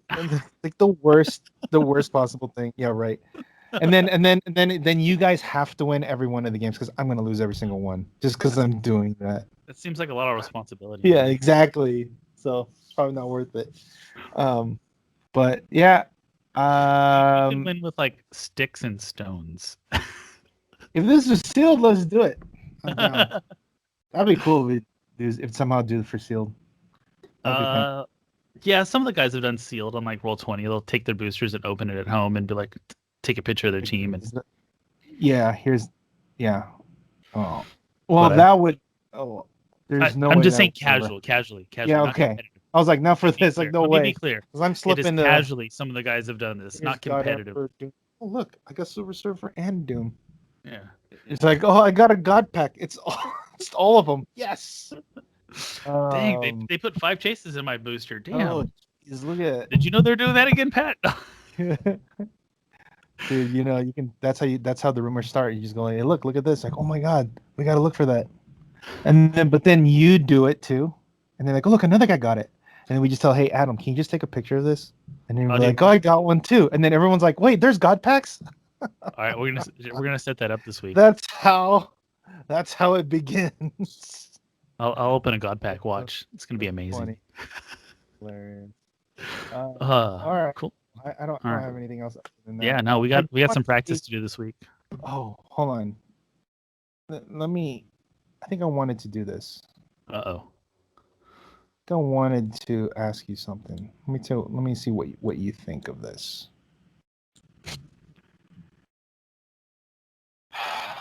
It's okay. Let me see. Sorry, I know this is bad for like on the. All right, here we go. I'm gonna read this. You just tell me. This is just your objective. I'm gonna read this. Okay. You tell me what your impression is. Hold on. Dang it. I have no problem sharing my opinion. Hold on. No.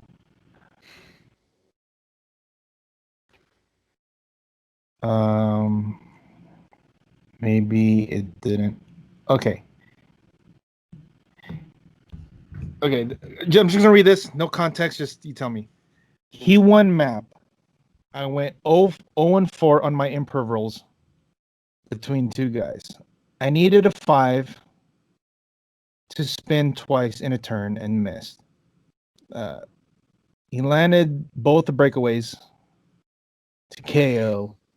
Kept trying to base, but he kept landing the breakaways and hit all the attacks with no prob. Never missed a single attack the entire game.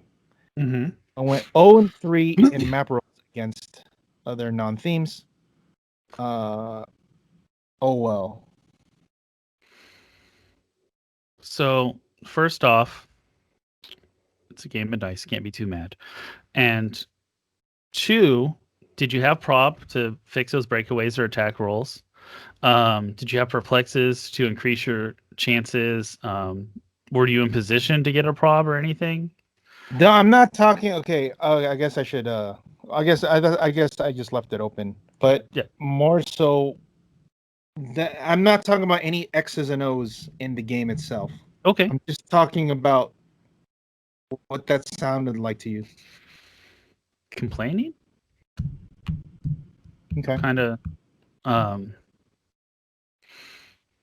excuses? I don't know. Okay. That's why I wanted to ask what. Yeah, and not the actual X's and O's of the in-game stuff.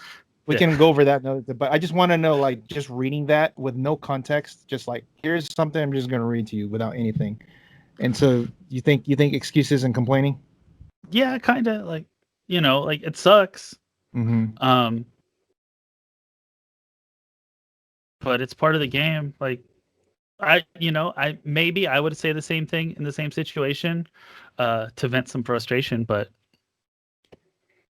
it sounds like he's frustrated and trying to get something off his chest.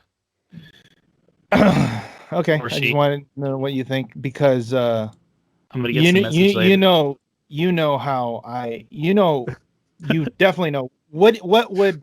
You're the wrong person to send that message to. You knowing me, what do you think my reaction would be? Similar to what I started talking about in the beginning with the X's and O's. No, but not X's and O's. I'm not talking about. I'm just talking about just like straight, like reading that, just from. You don't want to hear it. Exactly. You want to hear it. Like, if I think there's a difference between if somebody cheated you, then fine, or somebody did something kind of shady. If all is fair, that's not it's like that's not how I would look at it. And now if I ask you what happened, then you tell me that. It's fine. You got lucky.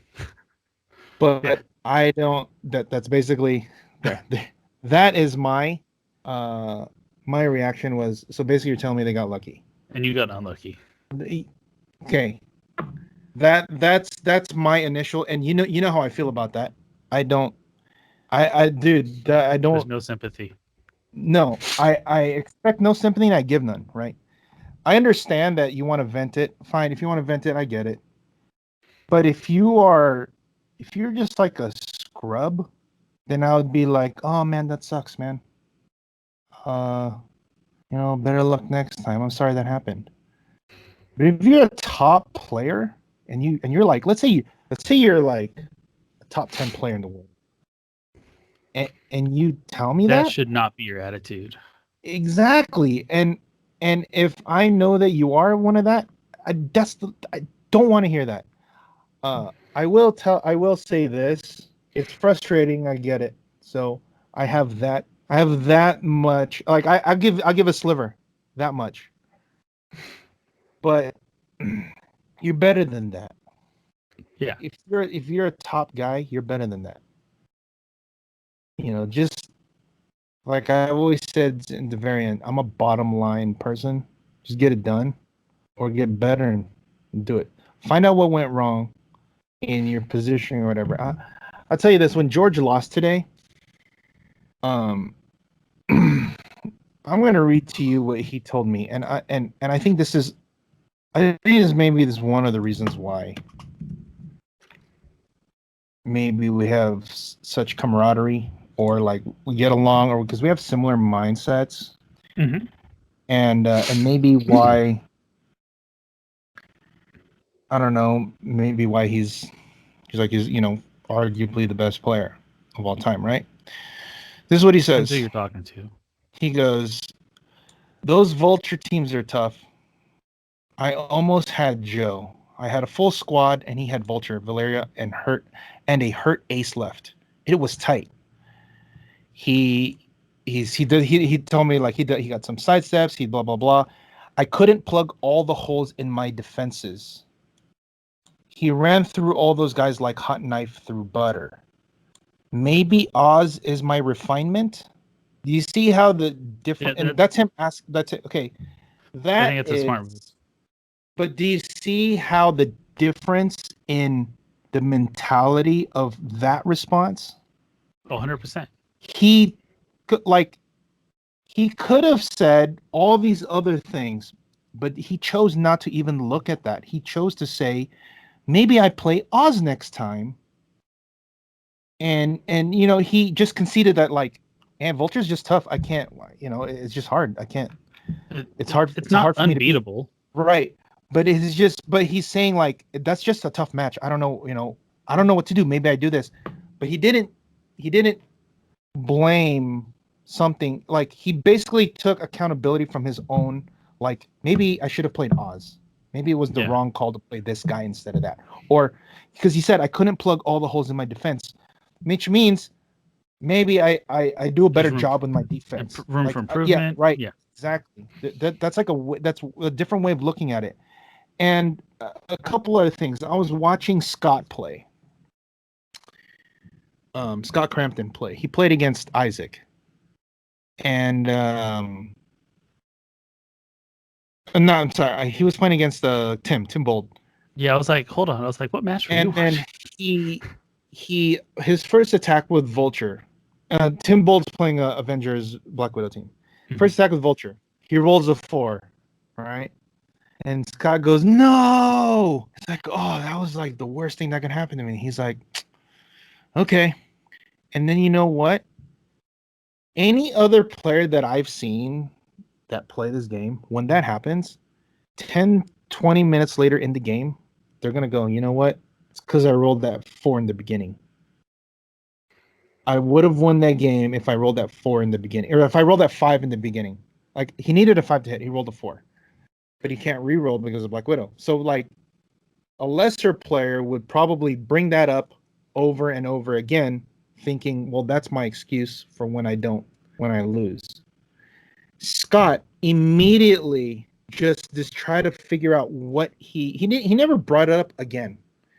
All he said, I think the most he said was, I really needed Vulture to hit. But then after that, he just goes, okay, and then he just tried to go everything else. But never once did he lament on that one play. It's just like out of sight, out of mind, and I'm gonna keep going. All right. Yeah. So I noticed that a lot of the higher level players have multiple layers to their plan, and if it's like a Lego set, if one fails, they have other pieces that can fill in, and it'll still hold structure. Whereas, as you're talking about, like, an experienced player is going to hang on that one miss, and their whole plan falls apart. It's done, right? Their main because attack. That was it. And I was telling Adam, you're gonna miss. It happens. You know, Adam was he was when I was trying to help him at the very end, going into the tournament. He was like, I don't know how I can plan for blah blah blah. And I said, look, what it's going to come down to is, I said, it's a dice game, so there's going to be dice that hit or miss. It's going to be for you or against you. It's going to be your adaptability. Sorry. It's going to be that skill that's going to determine whether or not you can still win. Because if you can still adapt to situations that turn bad, or you adapt to a situation that you didn't expect to happen in terms of their positioning, or I didn't think they were just going to pass. What do I do? Or like, oh, they were supposed to pass. Why did they run up? Oh my God, I didn't plan for this. So if you don't plan for that, and you don't adapt to that situation, and then you lose. So, and he goes, no, that's absolutely right. So yeah, I try to do, he tries to do the permutations of all the common moves, but then as soon as something off top or like off the rail happens, then deviates. his deviates from the plan or like what it's supposed to happen, then his adaptability is going to be able to take it over, right? I was watching Isaac play against Caleb, and That was rough. he ran up there with Adam and Stargirl. He rolled, I think, like a 3, 4, and a 4 or whatever, and a 5, whatever. And the one hit that I think he hit was like a theme team problem, and he rolled a 4. So it was just 4s and 3s for that initial one. And he just goes, okay, that's a miss. Okay, that's a miss. All right, that's the third miss. Okay, I'm going to triple alert here. Like, I was just thinking, I'm like, man, how is he not just like, God damn it? You know what I mean? Yeah. Like, I don't think he needed more than like a 6 or something on one of the attacks. And because he rolled 4s, he couldn't think. Like, he has probs ready at the he's got a lot of theme team couldn't. He couldn't. And so, but like, not once. It was like, I wonder if he realizes that was bad. But you can't he's tell. A super poker face. But you can't tell by him just playing. He's like, okay, so I gotta do this. Okay, I'm gonna put Black Vulcan there. I'm gonna poison there, and I'm gonna energy explosion. Like, so I was like, wow. He just kept going. So it just kept going so that you can figure out what to do when shit hits the fan. He still got annihilated because if you miss the initial volley like that against the Black Widow team, you got to hit something, right? But the fact that he was still, you got to do something. The fact that he was able to still kind of like, quote unquote, make it a game, even though he was like, I'm so far behind. He was like so far behind already. But you couldn't tell because the way he was just like, yeah, good game. Like, that's it, nothing. And what do they all have in common? All three of these guys, they're all freaking like world champs. So, it's that mentality, the mindset that I believe, like I keep saying, it's a philosophy, not a truth, right? It's a philosophy, not a truth. It's how you look at things. If you want to be that person if I win, it's because I'm good. But if I lose, it's because I got unlucky or they got lucky. Having that kind of attitude when you play doesn't help you because you will not be able to evolve. Because think of it like this: if you already think that I'm so good that when I win, it's because I got because I'm just good. I just outplayed him. I'm better. And you every time you lose, it's not your fault. That means there's nothing for you to work on because you're already in your mind. You're already there's nothing for you to improve upon. There's nothing for you to get better at because in your mind you're already there, and the only reason why you lost was because of external factors that you can't control.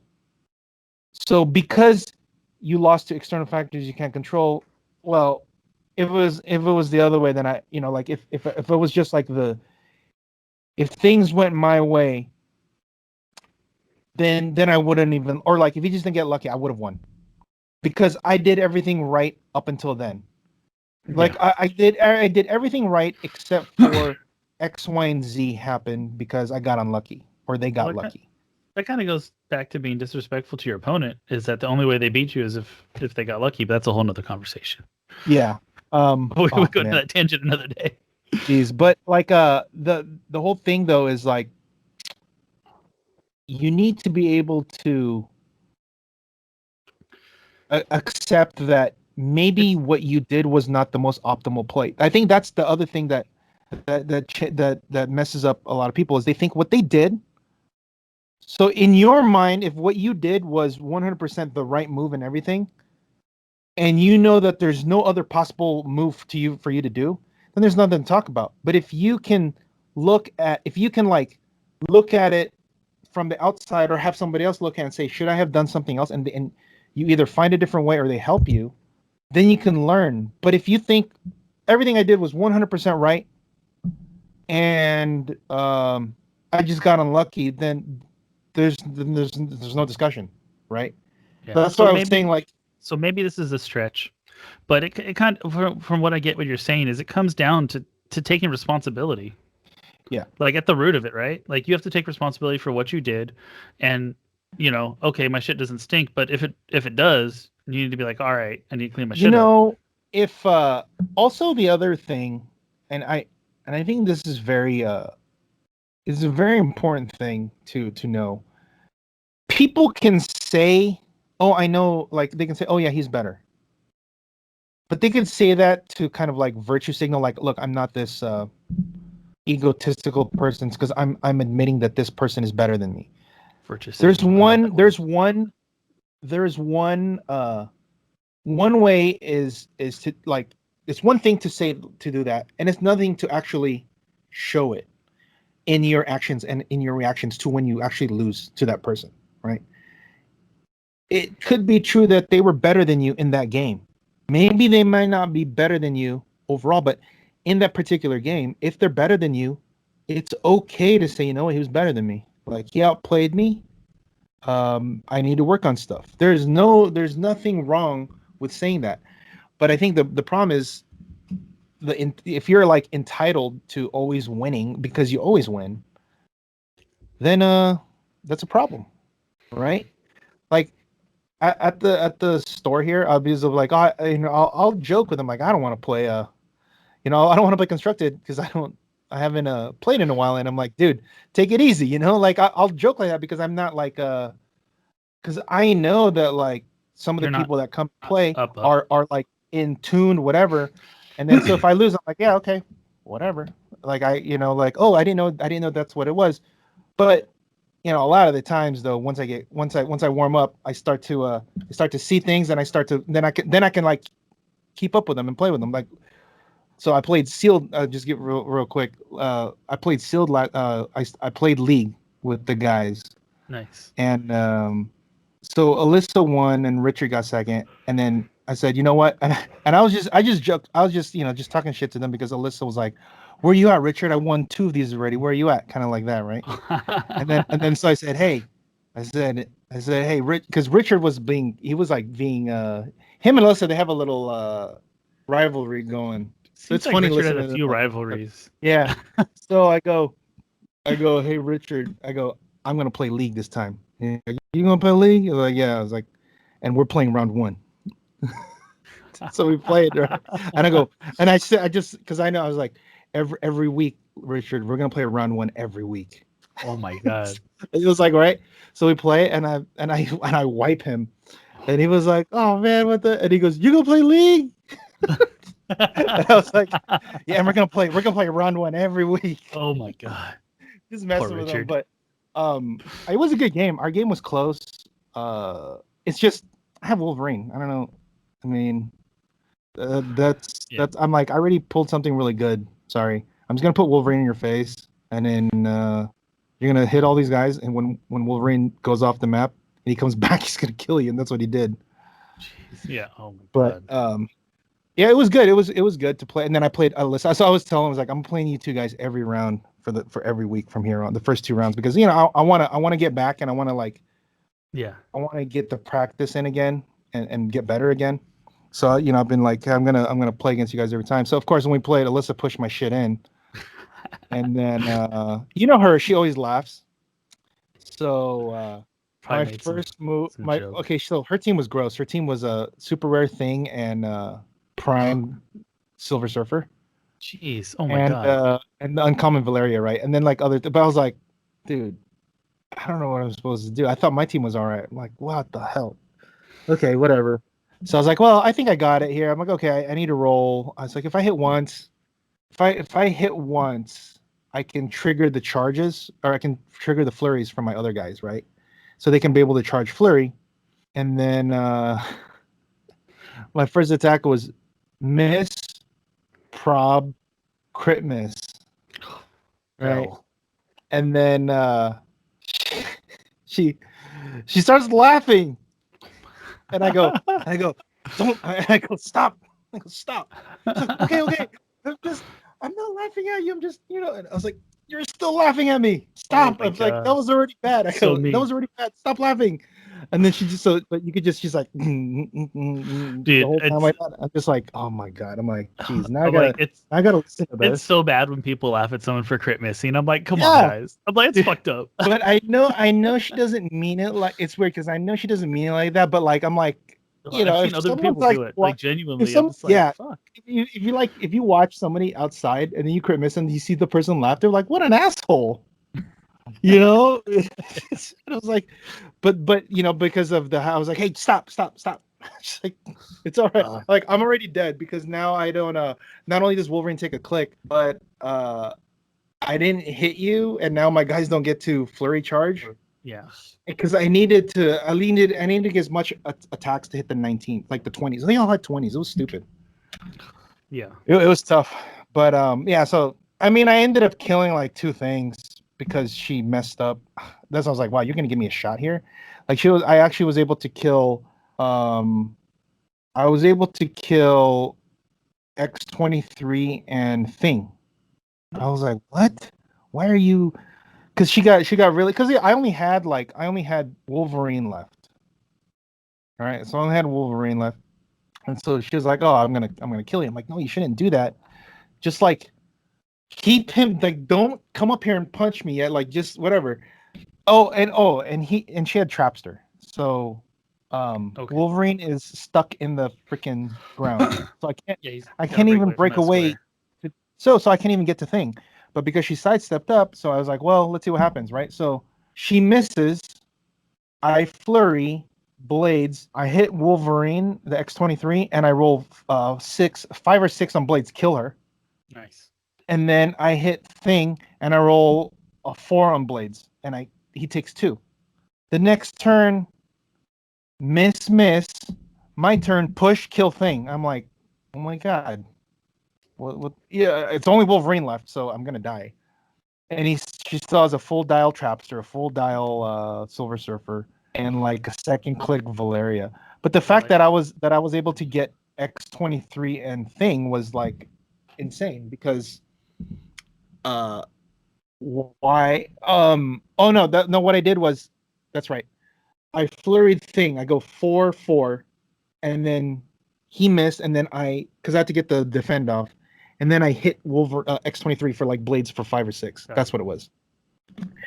And then, of course, I die like a couple turns later because I have to clear and shit. But you went out with a blaze of gold. Yeah, but yeah, that was that was just a little side story of like when we play and like she beat me, like whatever. I don't. It was like a nice learning thing because I was like now I look at it, maybe I shouldn't have gone in for that charge first. I kind of went a little bit gung-ho because I probably should have just waited because maybe she comes out of her little nest and then kind of overextends. Maybe I should have done that, but I don't know. I think it was just hard either way because she had like it's 19 defend with the double perplex from Valeria. Ugh. Yeah. Ugh. That's rough, but roll them dice. Anyway, so that's what I wanted to like I'm not. Look, you can have. It could be frustrating for you if you had a bad game. I completely understand that, but if it becomes like who you are, like as your mentality and how you think. That's going to hinder. I think that's going to hinder your growth as a player. I really do. I think that's what's going to hold back from going to that next level. If you want to be like an elite player, you got to change those kind of. Got to change those just little mindset things. Like I think that's some Tony Robbins shit, but like I that's how I try to live my life. Like I said, you take your own responsibility, accountability, learn from your mistakes, learn from your losses.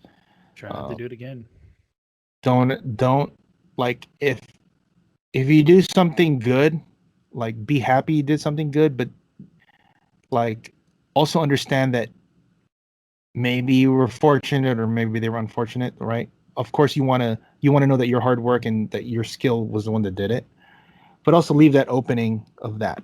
But I think that only applies one way if you want to be like successful. You can't it has to be a one-way street. Yeah. Like you can leave it, you can leave the window to being fortunate or them being unfortunate. Of course, like the 90% should be you and your hard work and your skill and your preparation did it. But when it's the other way, it has to be, to me, unless they cheated you or there was something that was wrong in like that situation that you said with Steve with the map with the blocking. Yeah. Has to be something like that. But if it's Gameplay everything is all, issue. if everything is fair and if everything's fair, it's got to be 100% you taking responsibility for the actions that you did in your game. So, and I think that's a greater lesson in life. So That's true. It's very true. Don't know what else you want to add, but I know I kind of like No, that was beat it, that man. over. Like we talked about it, we discussed it. I think it's pretty much it, dude. Like, you know, take responsibility, and if you feel like you're not performing, see what you can do different to improve yourself. You know, Yeah. It's not always it's sometimes it's external, but you know, you got to look at the internal too. Like, you know, like if it, like for sure it could very well be that, right? Let's say it is. Let's say you just rolled 10 crit misses in a row.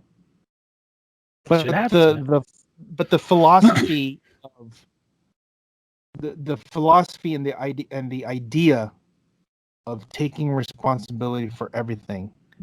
He's like, well, I rolled 10 crit misses in a row.